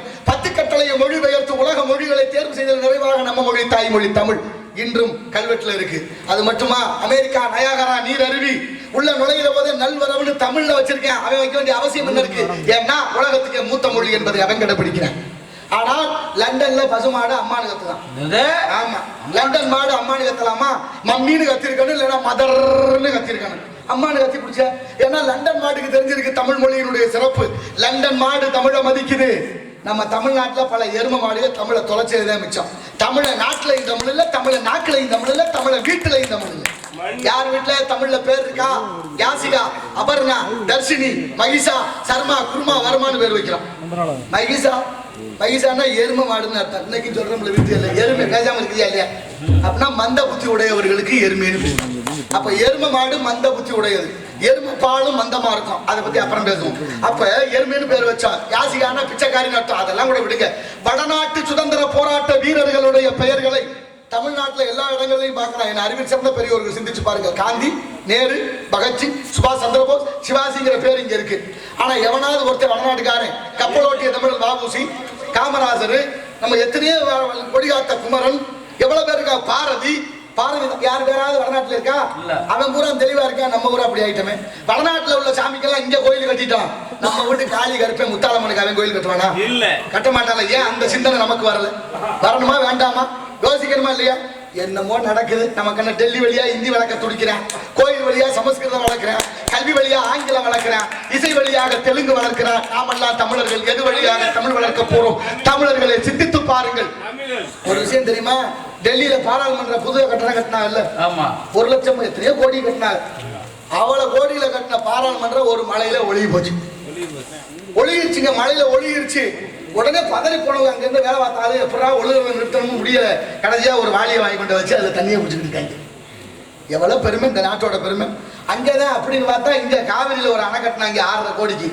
இப்ப மேட்டூர்ல திறந்து விட்ட காவிரி வெள்ளத்துல அது ஆத்தோட ஆத்தா கடலுக்கு போயிடுச்சு. சுவாகா ஒண்ணு சொல்றதுக்கு இல்ல. நம்ம கிணத்துக்கு பெரிய இடத்து பொல்லாப்பு, அரமனை கோழி முட்டை அம்மிக்கல்ல உடக்கி நம்ம அதெல்லாம் தாங்குமான்னு தெரியல. இருந்தால் இந்த இடத்தினுடைய சிறப்புகளை பார்க்கின்ற பொழுது எடுப்பு என்று சொன்னால் அதற்கு எதிர்ப்பு தேவை. அதற்கு ஏற்ற பாவை செய்கிறார்களா கலா சேவை என்று பட்சத்து கவனிப்போம். நாராயண நமக்கு நாராயண தமிழ் மண்ணே மண்ணும் தமிழே உலகம் சொல்லு. இந்த போதை இருக்க பெரும்பாலும் நீ பேசலாம், உன்னை பேச வைக்க நான் என்ன செய்வேன்? 25-30 வருஷத்துக்கு முன்னால எல்லாம் ஊருக்கு 1-2 பேர் தான் குடிப்பாரு. அது யாருக்கும் தெரியக்கூடாதுன்னு வெக்கப்பட்டுக்கிட்டு தலையில துண்டை போட்டுக்கிட்டு அமைதியா தூங்கி எந்திரிச்சு போயிடுவா, சத்தம் இருக்காது. இப்ப என்ன நிலைமைனா ஊருக்கு 1-2 பேர் தான் குடிக்காம இருக்கிறாங்க. 50 பையனும் குடிச்சு குடிக்காத ஆளுகளை படுத்துற பாடு இருக்க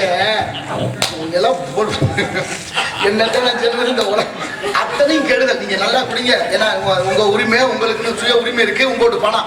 நான் கேட்கறது ஒன்னே ஒண்ணுதான். இன்னைக்கு கீழடி தொல்பொருள் ஆராய்ச்சியாளர்கள் தோண்டி எடுக்கிறாங்க. வரலாறு ஆய்வு சொல்லுது, தமிழர்கள் 2000-3000 ஆண்டுகளுக்கு முன்னே நாகரிகத்தோடு கழிவறை கட்டி வாழ்ந்தார்கள். நான் கேட்கிறேன், இன்னொரு 200-300 வருஷம் கழிச்சு தமிழ்நாட்டில் எங்கேயாவது தோண்டினா என்ன கிடைக்கும்? ஆதாரம் வெறும் போத்தலா கிடைக்கும். ஒரு இடம் பாக்கி இருக்கா? கால் வைக்க நீதி இருக்கா? அவரவர் மனசாட்சியை தொட்டு சொல்லுங்க, நீதி இருக்கா? 100 நாள் வேலைக்கு போன எத்தனை பெண்களுடைய தாய்மார்கள் காயலில் கப்பிங்கான் வெட்டி இருக்கு. நினைச்சு பாருங்க. கண்டத்துல போட்டு உடச்சு கம்மாய்க்குள்ள பாட்டில், கரையில பாட்டில், வீட்டுக்குள்ள பாட்டில், வெளியில பாட்டில், ஒரு இடம் பாக்கில கோயிலை சுத்தி பாட்டில். பக்தி நான் முதல்ல சொன்னேன், பக்தியா இல்லைன்னு. ஏன்னா அதுக்கும் உதாரணம் சொல்றேன். 2 நாளைக்கு முன்னால என்ன வந்து இந்த பாட்டில் கிடக்கு, அது ரெண்டு தான் கிடக்கு. நான் ஒன்றும் சொல்றதுக்கு இல்லை. மது எடுப்பு உற்சவ திருவிழா நம்ம பகுதியில் செவ்வாய் திருவிழா போடுவாங்கல்ல, அந்த மது எடுப்பு உற்சவ திருவிழா போன வாரத்தில் அந்த ஊருக்கு நாடகத்துக்கு போனா வண்டி போற போது ஒரே கூட்டம். சாமியை முளைப்பாரி சுமந்து வருகிறார் பூசாரி. முன்னால 25-30 இளைஞர்கள் ஆட்டம் பாட்டம் கொண்டாட்டத்தோட வந்துட்டு இருக்காங்க. நான் நினைச்சேன் உண்மையிலே இந்த ஊர்ல நல்ல பக்தி இருக்கு, இளைஞர்கள்லாம் இவங்களை பக்தி ஆடுறாங்களேன்னு பார்த்தேன். அப்புறம் வண்டியை விட்டு எனக்கு இவருக்கு கிட்ட போனதான் தெரியுது, ஒரே நாட்டமா இருக்கு. பூரா பேரும் குடிச்சுட்டு ஆடிருக்கேன்.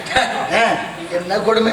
கோயில்ல கூட நல்லா யோசிச்சு பாருங்க, இந்த பக்தி களம் கூட நாளைய சமுதாயத்தை பண்படுத்தவில்லை என்றால் வேற எந்த களம் சரி செய்யும்? இந்த நாட்டில் கடவுள் இல்லைன்னு ஒரு கூட்டம், கடவுள் இருக்குன்னு ஒரு கூட்டம். ரெண்டு கூட்டத்தை விட இடையில ஒருத்தன் நான் தான் கடவுள்னு கிளம்பிட்டாங்க பல பேர். அவங்களால இங்க பல சிக்கல் இருக்கு. ஒன்றும் சொல்றதுக்கு இல்லை. கடவுள் பயப்படுத்தி வச்சிருந்தா நம்ம பிள்ளைல டே அந்த பக்கம் போகாது, அது போகாது. வேப்பமர உச்சியில் நின்று பேய் ஒன்று ஆடுதுன்னு விளையாட போகும்போது சொல்லி வைத்தாங்க, உன் வீரத்தை கொழுந்தலையை கிள்ளி வைப்பாங்க. வேலையற்ற வீரர்களின் மூளையற்ற வார்த்தைகளை வேடிக்கையாக கூட நம்பி விடாதே தம்பி, வீட்டுக்குள்ளே பயந்து கிடந்து வெம்பி விடாதுன்னு பட்டுக்கோட்டையார் பாடுவார். அத்தனை வாக்கு நமக்கு இருக்கு. என்ன வச்சிருக்கோம்? இந்த காலையில் வாங்கி இந்த காலையில் விட்டுட்டு என்னமோ கதின்னு போறேன். நான் கவலைப்படுறேன் இப்ப இருக்கிற நம்ம சமுதாயத்துக்கு, நம்ம தரத்துல உள்ள மக்களுக்காக இல்லை, நாளைய தலைமுறைக்கு பிஞ்சுகள் எப்படி வாழ போகுது நினைச்சு பாருங்க. மனசாட்சியோட சிந்திச்சு பாருங்க. ஆலோலம் சோ என்று பண்பாடி கொண்டிருக்கின்றாள் பெண்மகள். ஆலோலம் சோ என்றால் வள்ளி இங்கே முருகனுக்காக காத்துக் கொண்டிருக்கின்றாள்.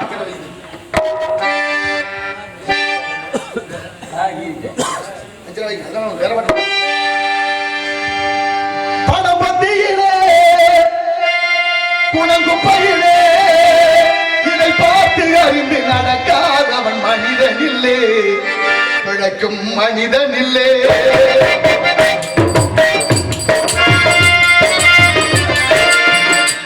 பணபந்தியிலே குணங்குப்பையிலே இதை பார்த்து அறிந்து நடக்காதவன் மனிதன் இல்லை, பிழைக்கும் மனிதன் இல்லை.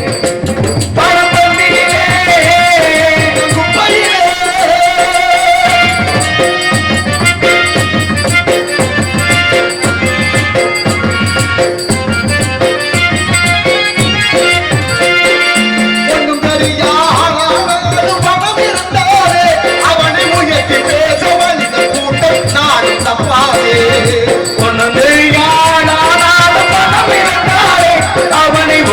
பேச மனிதன் கூட்டம் நாடு தப்பாது. என்ன அறிவு இருந்துட்டாலும் பணம் இல்லாதாரே, என்ன அறிவு இருந்துட்டால் பணமில்லாதாரே, எந்த நாளும் மனிதனாக மதிக்க மாட்டாரே. குப்பையிலே இதை பார்த்து அறிந்து நடக்காதவன் மனிதன் இல்லை, பிழைக்கும் மனிதன் இல்லை.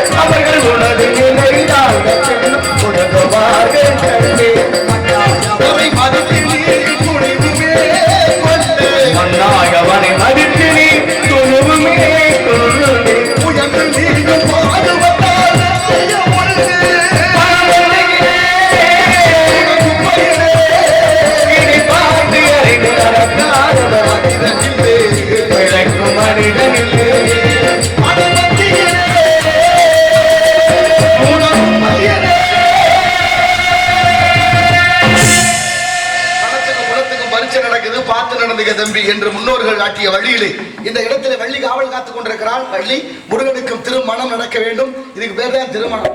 திருமணம் எப்படி வந்து பேரு? வள்ளி திருமணம், சாவித்திரி கல்யாணம், சுபத்ரா கல்யாணம், திரௌபதி கல்யாணம் அப்படின்னு பெண்கள் பேரால தான் திருமணம் வரும் பேர். ஏன்னா பெண்கள் தான் திருமணம் உடையவர்கள். மனமும் மலரும் ஒன்று. அதுபோல பெண்களும் மலரும் ஒன்று. மலர் மனம் எங்கேருந்து வரும்? மலர்ல இருந்து வரும். ஆக பெண்களாகிய மலரிலிருந்து மனத்தை நுகரும் ஆண்களுக்கு செய்யப்படும் பணிதான் இந்த திருமணம். பணிவு முதல்ல வேண்டும். நீங்க பொண்ணு கொடுத்தவங்க பொண்ணு எடுத்தவங்க சந்திக்கிறோம், எப்படி கூப்பிடுறான்? வாங்க சம்பந்தி. ஆமா சம்பந்தினா அவன் சாப்பிட்டு போறாரு. சம்பந்திங்கிற வார்த்தை உச்சரிப்பு தப்பு. எப்படி சொல்லணும்? அப்படி சொல்லக்கூடாது. சம்முனா நல்ல, மந்தினா குரங்கு. வாங்க குரங்குங்கிறான், அவரை ஆமா குரங்குன்னு சோறு தின்னுட்டு அப்படியா போறது? தம்பி புரிஞ்சுது, சிரிக்கிறேன் பத்தியா? சம்பந்தி அப்படின்னு சொல்லணும். சம்முனா நல்ல, பந்தம்னா உறவு. வாங்க நல்ல உறவேன்னு கூப்பிடணும். நீங்க ரொம்ப வேண்டாம். தாமதமா வந்தா என்ன சொல்றான்? லேட். லேட்டு. லேட்டுன்னா என்ன அர்த்தம்? செத்த. இறந்தவர்களை குறிக்கும் சொல் லேட்டு. ஆனா பெரிய கொடுமை, 78 ஆண்டு காலம் நம்மள இன்னும் பாமர மக்களாவே வச்சிருக்காங்க. பாமர மக்கள் சொன்னா கூட பரவாயில்ல, படிச்ச அதிகாரி கூட லேட்டுங்கிறான். அப்படின்னா என்ன அர்த்தம்? தமிழ் வளர்த்த லட்சணம் அப்படிங்கிறான். வேற என்ன சொல்லு? அவ்வளவு உயர்ந்த சொல்லு. சார்னு சொல்றமே, சார் வணக்கம் சொல்றோம்ல. சார்னா என்ன அர்த்தம்? சார்னா வாத்தியார், ஆசிரியர் இல்ல. ஆசிரியர் வேற. சார்னா என்ன? நான் உங்க அடிமைன்னு அர்த்தம். வெள்ளக்காரன் நம்மளை அடிமைப்படுத்தி ஆண்டி சொல்ல வச்சேன், சார் ஜாரு ஜர்ன்னு. அப்படின்னா அந்த வார்த்தை வெள்ளக்காரன் போய் இத்தனை வருஷம் ஆச்சு, இன்னும் நம்ம விடலை. நான் உங்க அடிமைன்னு சொல்லிட்டு. ஐயாங்கிற வார்த்தை அருமையான வார்த்தை இருக்கு. ஐயன்னாங்கிற எழுத்து இருக்கா? உயிரெழுத்து 12 ஐயன்னா. ஐயன்னா ஒரு காலத்துல இருக்கப்படாதுன்னு முடிவு பண்ணிச்சா அரசாங்கம். அப்ப எங்க ஐயா வாரியார் சாமியும் கீவா ஜெகநாத ஐயரும் போராடி ஐயன்னா எடுக்காதீங்கன்னா, தமிழ்ல கை வச்ச எந்த அரசாங்கம் நினைச்சதில்லை. தமிழ் அவங்கள உயர்ந்த மொழி. அப்பேற்பட்ட உயர்ந்த மொழியில ஐயன்னா என்பது 3 எழுத்து. ஒரு எழுத்து இல்ல, அகர இகர யகர சம்மேளனம் அப்படின்னு நிறுத்தி வச்சாங்க. நீங்க அப்படியே அதுக்கு நல்லவர்கள் எல்லாம் வாழ முடியல நாட்டுல. நல்லவர்கள் நிம்மதியா வாழணும்னா நாட்டுல 3 துறை சரியா இருக்கணும். ஒன்னு அரசியல் துறை, ஒன்னு காவல்துறை, ஒன்னு நீதித்துறை. இது 3 சரியா இருந்தா நல்லவன் நிம்மதியா வாழலாம். வாய்ப்பு இருக்கா? நினைச்சு பார்க்கணுமா? அப்படி இந்த நிலைமையை பார்க்கிற போது அப்படியெல்லாம் மிக மிக நல்லவர்களாக இருப்பது ஆபத்தினார் மேல்நாட்டறிஞன் பெர்னாட்ஷா. மிக மிக நல்லவர்களாக இருப்பது ஆபத்தினார் மேல்நாட்டறிஞன் பெர்னாட்ஷா. ஏன் நான் சொல்லட்டுமா? நபிகள் நாயகத்தை கல்லால் அடிச்சது இந்த உலகம். இயேசுநாதரை சிலுவையில் இருந்தது இந்த உலகம். அப்பர் பெருமான கல்லில் கட்டி கடல்ல போட்டான் மகேந்திர பல்லவன். ஞான சம்பந்தர் குடியிருந்த மனதுக்கு தீ வச்சா ஜமனர்கள் மதுரையிலே. இந்த உலகம் உருண்டை கண்டுபிடிச்ச கிரேக்க விஞ்ஞானி கல்லுடைய உயிரோட கொளுத்தியது இந்த உலகம். மகாத்மாவை சுட்டது இந்த உலகம். இதை விட என்ன வேணும்? நல்லவன்னா கூடவே பகையில். வீட்டுக்கு வீடு ஆட்டுக்குட்டி புள்ள மாதிரி வளர்க்குறான். ஆடு புள்ள மாதிரி வளர்ந்து மச்சான் வீட்டுக்கு வந்துட்டு அதுக்கு ஆயுசு முடிச்சு வரும். எந்த ஆட்டுக்குட்டியாவது பேரம்பை தேடி செத்துருக்கா? ஆடு கடிச்சு மனிதன் ஜாகல, கோழி ஒத்தி மனிதன் ஜாகல, மீன் கடிச்சு மனிதன் ஜாகல, மாடு கடிச்சு மனிதன் ஜாகல. அதெல்லாம் கடிச்சு மனிதன் ஜாகல. நான் ஒன்றும் சொல்லலை. ஆடு செய்வான், மாடு செய்வான், மான் செய்வான், குரங்கு செய்வான், யானை செய்வான். மனிதன் மட்டும் சாப்பிட்றதுனா வரல. நீங்க சைவ சாப்பாடுனா இங்கே சொல்றேன், அப்படிலாம் போட்டா நாங்கள் வர முடியாது. தெரியுமா இல்லையா? பெரிய கொடுமையா இருக்கு. அதை விட இன்னொன்று சொல்றேன், யதார்த்தத்தை பாருங்க. ஆடு மாடு மனுஷனுக்கு பல்லு தட்டையா இருக்கு. ஏன்? தாவரத்தை உண்ணுவதனால. நாய் நரி சிங்கம் புலிக்கு எல்லாம் பல்லு கூர்மையா இருக்கு. ஏன்னா மாமிசத்தை உண்ணுவதனால. மாமிசம் உண்ணுனால என்ன தப்பு? உடல்நிலையே ஆரோக்கியம் கெடுது. இன்னைக்கு அதிகமாக மாமிசத்தினாலதான் மாரடைப்பு நோய் அதிகமாகுதுன்னு சொல்றாங்க. சரி, அதோட வேண்டாம். நீங்க பாருங்க, குணம் 3 இருக்கு மனிதனுக்கு. ராட்சசம், தாமசம், சாத்வீகம் அப்படிங்கிற 3 குணத்துல ராட்சச குணம் முரட்டுத்தன்மை வராது. அதனாலதான் வருதுன்னு கண்டுபிடிக்கப்படும். எத்தனை விஷயங்கள் இருக்கு. தயவு செய்து 40 வயசுக்கு மேல உடல் நலம் கருதியாக சைவத்துக்கு மாறலாமே. சைவம் தானே சிறந்தது. சைவம் தானே நம்ம வாழ வைக்கும். அந்த சைவம் தமிழால இந்த இடத்தினுடைய சிறப்புகளை அத்தனையும் பார்க்கலாம். எத்தனையோ விஷயங்கள் ஐயா வாரியார் சாமிகள் சொல்லுவாங்க. மனிதன் செத்தா புதைக்கிற இடம் சுடுகாடு. மனிதன் செத்தா புதைக்கிற இடம் சுடுகாடு. ஆட்டையும் மாட்டையும் கொண்டு புதைக்கிறீங்கள, வயிறு என்ன சுடுகாடு? உண்ணுகிற உணவு உணர்வை தரணும். சாப்பிட்ற சாப்பாடு நமக்கு உணர்வை கொடுக்கணும். மாம்பழம் சாப்பிட்டா அதிகமான வயிற்று உண்டாகும். நெய் அதிகமாக சாப்பிட்டோம்னா அசீரணம் உண்டாகும். எருமைப்பாலே அதிகமாக குடிச்சோம்னா மந்தம் உண்டாகும். எருமை வந்த பிராணி. மழை வந்தாலும் விலகாது, புயல் வந்தாலும் விலகாது. அது போல பாருங்க, மதுபானம் பண்ணா நம்ம சொல்றதை கேட்கவே மாட்டேன். எருமை மாட்டுக்கும் பசு மாட்டுக்கு என்ன வித்தியாசம்? எருமை மாடு 2 மாடு தான், ஆனா வித்தியாசம் இருக்கு. உடனே நம்ம ஆளு இது கருப்பா இருக்கு, அது வெள்ளையா இருக்கு, இது தெரியாதா? அதுக்காக கேட்கறது. எருமை மாடு மந்தமாவுடையது, பசுமாடு சுறுசுறுப்பானது. நீங்க பசும்பால் தண்ணியா இருக்கும், தாய்ப்பாலுக்கு இணையானது.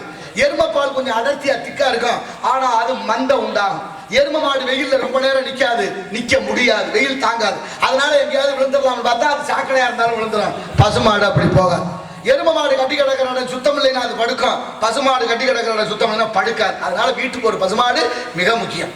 அது மட்டுமா 1000 மாடுகளுக்குள்ள விட்டுருந்தாலும் பசுமாடு தன் கண்டுக்குட்டியை கண்டுபிடிச்சிடும். 10 மாடுகளை விட்டாலும் எருமை மாடு பிள்ளைய கண்டுபிடிக்க முடியாது. ஏன்னா அது எருமை அருமை.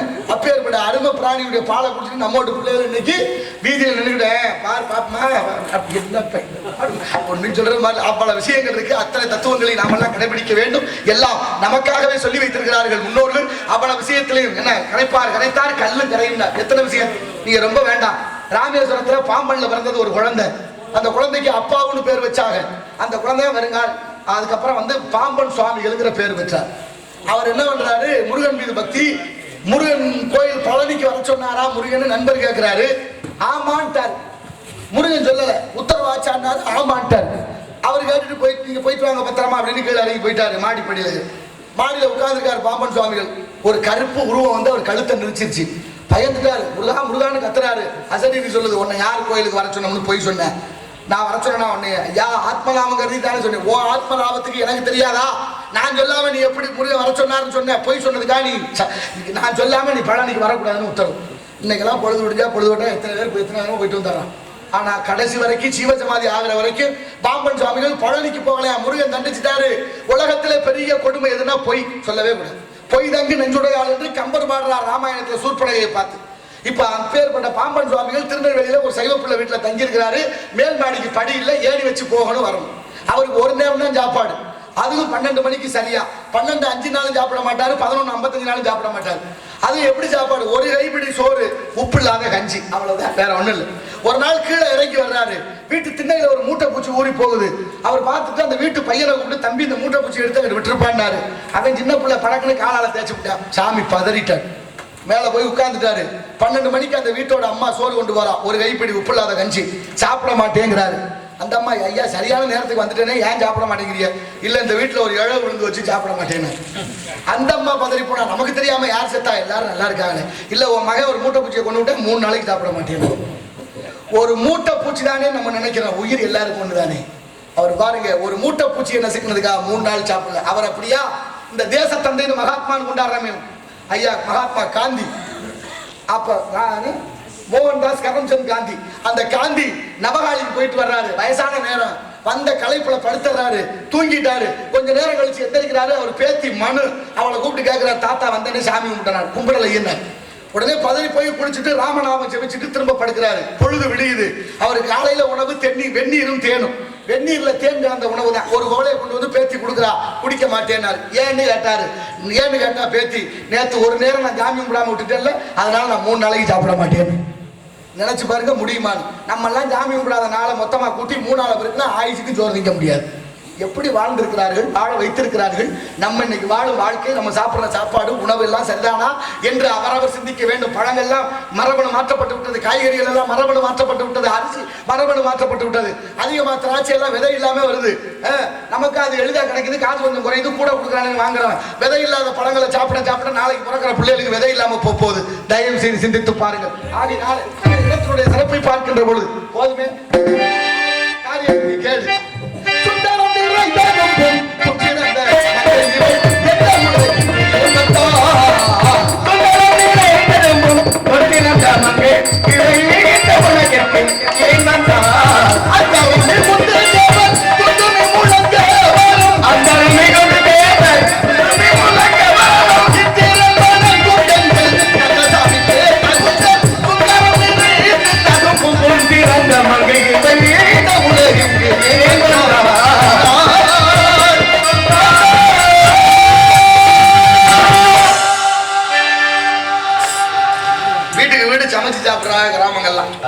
நகரங்கள்ல சமைக்கிற வேலையெல்லாம் குறைஞ்சிருச்சான். ஏதோ இந்த அலைபேசியில கூப்பிட்டு சொன்னா சாப்பாடு வீட்டுக்கே வருதாம்ல. நம்ம பசங்க உறக்கி அந்த நிறுவனத்துக்கு பேர் எங்கேயோ ஒருத்தர் இயக்குறேன். சரி, அப்படி சாப்பாட்டை கொண்டாந்து வீடு கொடுக்குறாங்க. அவங்க எல்லாம் யாருன்னு பார்த்தா நம்ம ஊர்ல படிச்ச பிள்ளைங்க. பூரா பட்ட படிப்பு படிச்சுட்டு சோத்து மூட்டையை முதுகுல சுமந்து தெரியுது. அப்படின்னா என்ன அர்த்தம்? தமிழ்நாட்டுல வேலையில்லா திண்டாட்டம் தலைவிரிச்சு ஆடுதுன்னு அர்த்தம். வேற என்ன? படிச்ச பிள்ளைகளுக்கு சரியான வேலை இல்லை. உயிரை பணைய வைத்து இருசக்கர வாகனத்தை இந்த உணவை கொண்டு கொடுக்குது. சரி, அது ஒரு பக்கம் இருக்கட்டும். ஆனாலும் பாருங்க, விலங்குகள் எல்லாம் இன்னைக்கு சோம்பேறித்தனம் ஆகி போச்சு. வேட்டையாடுறதை விட்டுருச்சு. நம்ம ஆளு சுற்றுலா போறோம்னு கொடைக்கானல் இந்த ஒவ்வொரு இடத்துக்கும் போய் ஊட்டி ஏற்காடு நீலகிரி அப்படி போன போது அங்க இருக்கிற மானு மயில் குரங்கு யானைகளுக்கு எல்லாத்தையும் வாங்கிட்டு போறதெல்லாம் கொடுக்குறது. இவங்க கொடுத்துட்டு வந்ததுக்கு அப்புறம் அது எப்போ வருவாங்கன்னு பிச்சை எடுக்கிற நிலைமையில காத்துக்கிட்டு இருக்கு. எப்படி ஆகி போச்சு நிலைமை பார்த்தீங்களா? குன்றக்குடி யானை செத்து போச்சு. என்ன கதைன்னு ஒன்றும் தெரியல. எவ்வளவு பெரிய பொறுமை. நல்ல ஒரு யானை ஒரு நாளைக்கு 18 மைல் நடக்குது. யானை ஒரு நாளைக்கு 18 மைல் நடக்கணும். நடந்தாத்தான் அந்த வாழ்க்கை. ஆனா இங்க சங்கிலியை கட்டி போட்டு அசையாம வச்சுட்டானே. ஒரு குச்சை வச்சா கட்டுப்பட்டு நிற்குது. அன்புக்கு கட்டுப்பட்டது மாதிரி. ஆனா என்னென்ன நடக்கக்கூடாதோ அத்தனை நடக்குது. இப்ப என்னாச்சு? காட்டுக்கே ராசா சிங்கம் இல்லையா? அந்த சிங்கம் வேட்டையாடுறதை விட்டு அவர் தானே தலைவர்னா சும்மா இருக்குமா? எடுபடி வச்சிருப்பாங்கல்ல. கண்டிப்பா. தலைவருக்கு ஒரு எடுபடி, சிங்கத்துக்கு ஒரு எடுபடி, ஒரு நரியை கூப்பிட்டு சொல்லுது வயிற்ற பசிக்குது போய் சாப்பாட்டுக்கு ஏற்பாடு பண்ணுச்சு. நரி பதறி போய் காட்டுக்குள்ள ஓடுது. ஐயா தலைவருக்கு பசிக்கிறாங்களோ சாப்பாடு ஏற்பாடு பண்ணணும், இல்லைன்னா நம்மளை போட்டு தெளிவானே அப்படின்னு பார்த்துச்சு. எங்கேயாவது யாரடா கூப்பிட்டு வந்தா ஒன்னோட சிக்கலை. கடைசியா பாருங்க ஒரு கழுதை சிக்கிருச்சு. கழுதைகிட்ட போய் சொல்லணும் தலைவருக்கு பசிக்குதான் வா உன்னை கொண்டு உடம்பு வருமா? அது கழுதை பின்னங்கால் புறணை அடிக்க ஓடி போயிருமில்ல. இப்ப நரி அங்கேதான் கொஞ்சம் தந்திரத்தை பயன்படுத்துது. நரி தந்திரம் சொல்லுவாங்கல்ல. கழுதைகிட்ட போய் பேசுது, என்ன கழுதை யாரே நல்லா இருக்கீங்களா? நல்லா இருக்கேன். நீங்க எப்படி இருக்கீங்க? நானும் நல்லா இருக்கேன். இன்னைக்கு பாருங்க பொழுது விடிஞ்சது உங்களுக்கு தான் யோகம்னுச்சு நரி. கழுதை கேட்குது எனக்கு யோகமா? நல்லா யோசிச்சு சொல்லு. என்ன பாரு யோகம் வரும்னு எல்லாரும் படம் பிடிச்சி மாட்டிருந்தாங்க. இப்ப எனக்கு யோகம்ங்கிறிய? ஆமா உங்களுக்கு தான் யோகம். என்ன விஷயம்? ஒன்றும் இல்லை, நம்ம தலைவர் இருக்காருல்ல, யாரு? சிங்கம். ஆமா, ரொம்ப காலமா அவரே தலைவரா இருந்துட்டாரா, இனிமே என்னத்த தலைவரா இருந்தா வேற ஆளையாவது தலையாக வைப்போம்னு யோசிச்சிருக்காரு. நல்ல விஷயம் தானே, மாற்றி வைக்கட்டும். அதெல்லாம் ஒன்றும் பிரச்சனை இல்லை. யாரை வைக்கலாம்னு யோசிச்சிருக்கிறாரு. அந்த யோசனையில உங்க பேரு யாபத்துக்கு வந்துருச்சு. அதனால உங்களுக்கு தலைவர் பதவி கொடுக்கணும்னு என்னை கூட்டிட்டு வர சொன்னார்னு நரி சொல்லுது. கழுதை நம்பிருச்சு. என்ன பதவி தானா வருது இல்ல, காசு கொடுத்து வந்த பதவிக்கு அந்த பாடு கொடுத்துறாங்க, சும்மா வந்தா சும்மா இருப்பாங்களா? அதனால நேரம் வந்துச்சு. உடனே கழுதை வருங்க நடி இருக்கிறதுக்கு சிங்கம் இருக்கிறதுக்கு வந்துச்சு. சிங்கம் தாவி பிடிக்கலாம்னு பாஞ்சிச்சு. கழுதை தப்பிச்சு ஓட நினைச்சிச்சு. காது ரெண்டா திரிச்சு. கழுதை காது இல்லாம ஓடுது. நரி பின்னாலே ஓடி போய் என்னையா பொசுக்குன்னு ஓடியாந்துட்டு, அட பாப்பா நீ அவன் பதவி கொடுப்பான்னு அவன் காதை பிடிச்சாக்கிறேன் நான் வரலன்னு. வா எதுக்கு காதை எடுத்தாரு தெரியுமா? நீ தலைவர் ஆயிடுச்சுன்னா உன் தலையில கிரீடம் வைப்பாங்க, சிம்மாசன மகுடம். அந்த மகுடம் வைக்கும் போது இந்த காது இருந்தா இடங்களா இருக்கும். அதனாலதான் காதை எடுத்தாருன்னு சொல்ல கழுதை நம்பிருச்சு. ஏன்னா தலைவர் பதவியில இப்ப 2வது முறையா வந்துச்சு. சிங்கம் புலஞ்சு அடிக்கலாம்னு திரும்பிச்சு. தப்பிச்சு ஓட திரும்பிச்சு. வாழை அத்துக்கிடுச்சு கழுதைக்கு. கழுதை வாழ் இல்லாம ஓடுது. பின்னாலே நரி ஓடுது. ஏன் ஓடியாந்த? அட போப்பா நீ அவன் காதை அக்குறேன் இல்லைன்னா வாழ அக்குறேன், உயிர் ஒண்ணுதான், அதையும் விட சொல்லியா வர முடியாது. வா காதை ஏன் எடுத்தாருன்னு சொன்னா, அது போல வாழை ஏன் எடுத்தாரு? நீ தலைவர் ஆயிடுச்சுன்னா உன்னை சிம்மாசனத்துல உட்கார வைப்பாங்க. அப்படி சிம்மாசனத்துல நீ உட்கார்ந்தா இந்த வாழை இருந்தா இடைஞ்சலா இருக்கு. அப்படி இடைஞ்சல் இருக்கக்கூடாதுன்னா வாழை எடுத்தாருன்னு சொல்ல நம்பி தொலைஞ்சிருச்சு கழுது. நம்மளும் 78 ஆண்டு நம்ம நம்புறோம்ல, நமக்கு எங்க புத்தி வந்திருக்கு? சரி அதை விடுங்க. இப்ப கழுதை தானே, அது நம்பி வந்துச்சு. 2 தடவை தப்பிச்சு போன கழுதையை விட்டு வைக்குமா சிங்கம்? ஒரே அடி கழுதை செத்தே போச்சு. இப்ப சிங்கம் தலைவர் நரிக்கு ஒரு உத்தரவு கொடுத்து தூக்கிட்டு போ, தோலை உரிச்சு சுத்தம் பண்ணி கொண்டுட்டு வந்துச்சு. நரி என்ன பண்ணிச்சு? எல்லாத்தையும் உரிச்சு சுத்தம் பண்ணி பக்குவமா வச்சுட்டு கழுதைக்கு இருந்த மூளை எல்லாத்தையும் அது தின்னுட்டு பாக்கி எல்லாத்தையும் கொண்டு வந்து தலைவர் சிங்கத்துக்கிட்ட வச்சுச்சு. தலைவர் சிங்கம் பாக்குறாரு, ஈரல், தாம்பரங்க, குடல், கறி, தோல், தலை, நாக்கு, எங்கடா மூளை இருக்காங்க அப்படின்னு பதறி போச்சு சிங்கம். நரி நக்கலா சிரிக்குது. ஏன்டா சிரிக்கிற? மூளை எங்க கழுதைக்கு அப்படின்னுச்சு. அது சொல்லுது நரி, என்ன தலைவரே மூளை இருந்திருந்தா 3 தடவை என் பேச்சை கேட்டு வாங்கிட்ட வந்து ஆகுமா? கழுதைக்கு எப்படியா மூளை இருந்துச்சுன்னா? அதுக்கே மூளை இல்லை. இப்ப பார்த்தா உனக்கு மூளை இல்லாம போயிடுச்சோன்னு நினைக்கிறேன்னு பயந்துட்டாரு தலைவர். நம்மளை மூளை இல்லாத ஆளாக்கிறான்னு. கதை எதுக்கு சொல்றேன்? இவ்வளவு காலமா 78 ஆண்டு காலமாக நம்மளை எல்லாம் மூளை இல்லாத கழுதையாக்கி நம்ம மூளையை தின்ன பல குள்ள நரிகள் பல சிங்கத்தை உருவாக்கி வைத்திருக்கிறார்கள். எந்த சிங்கத்தினாலையும் என் தாய்மார்களுக்கோ இளைஞர்களுக்கோ எதிர்கால சந்ததிகளுக்கோ வாய்ப்பு மிக குறைவு. அதுதான் யதார்த்தம் என்பதை உணருங்கள். வருகிறான் காவலன்.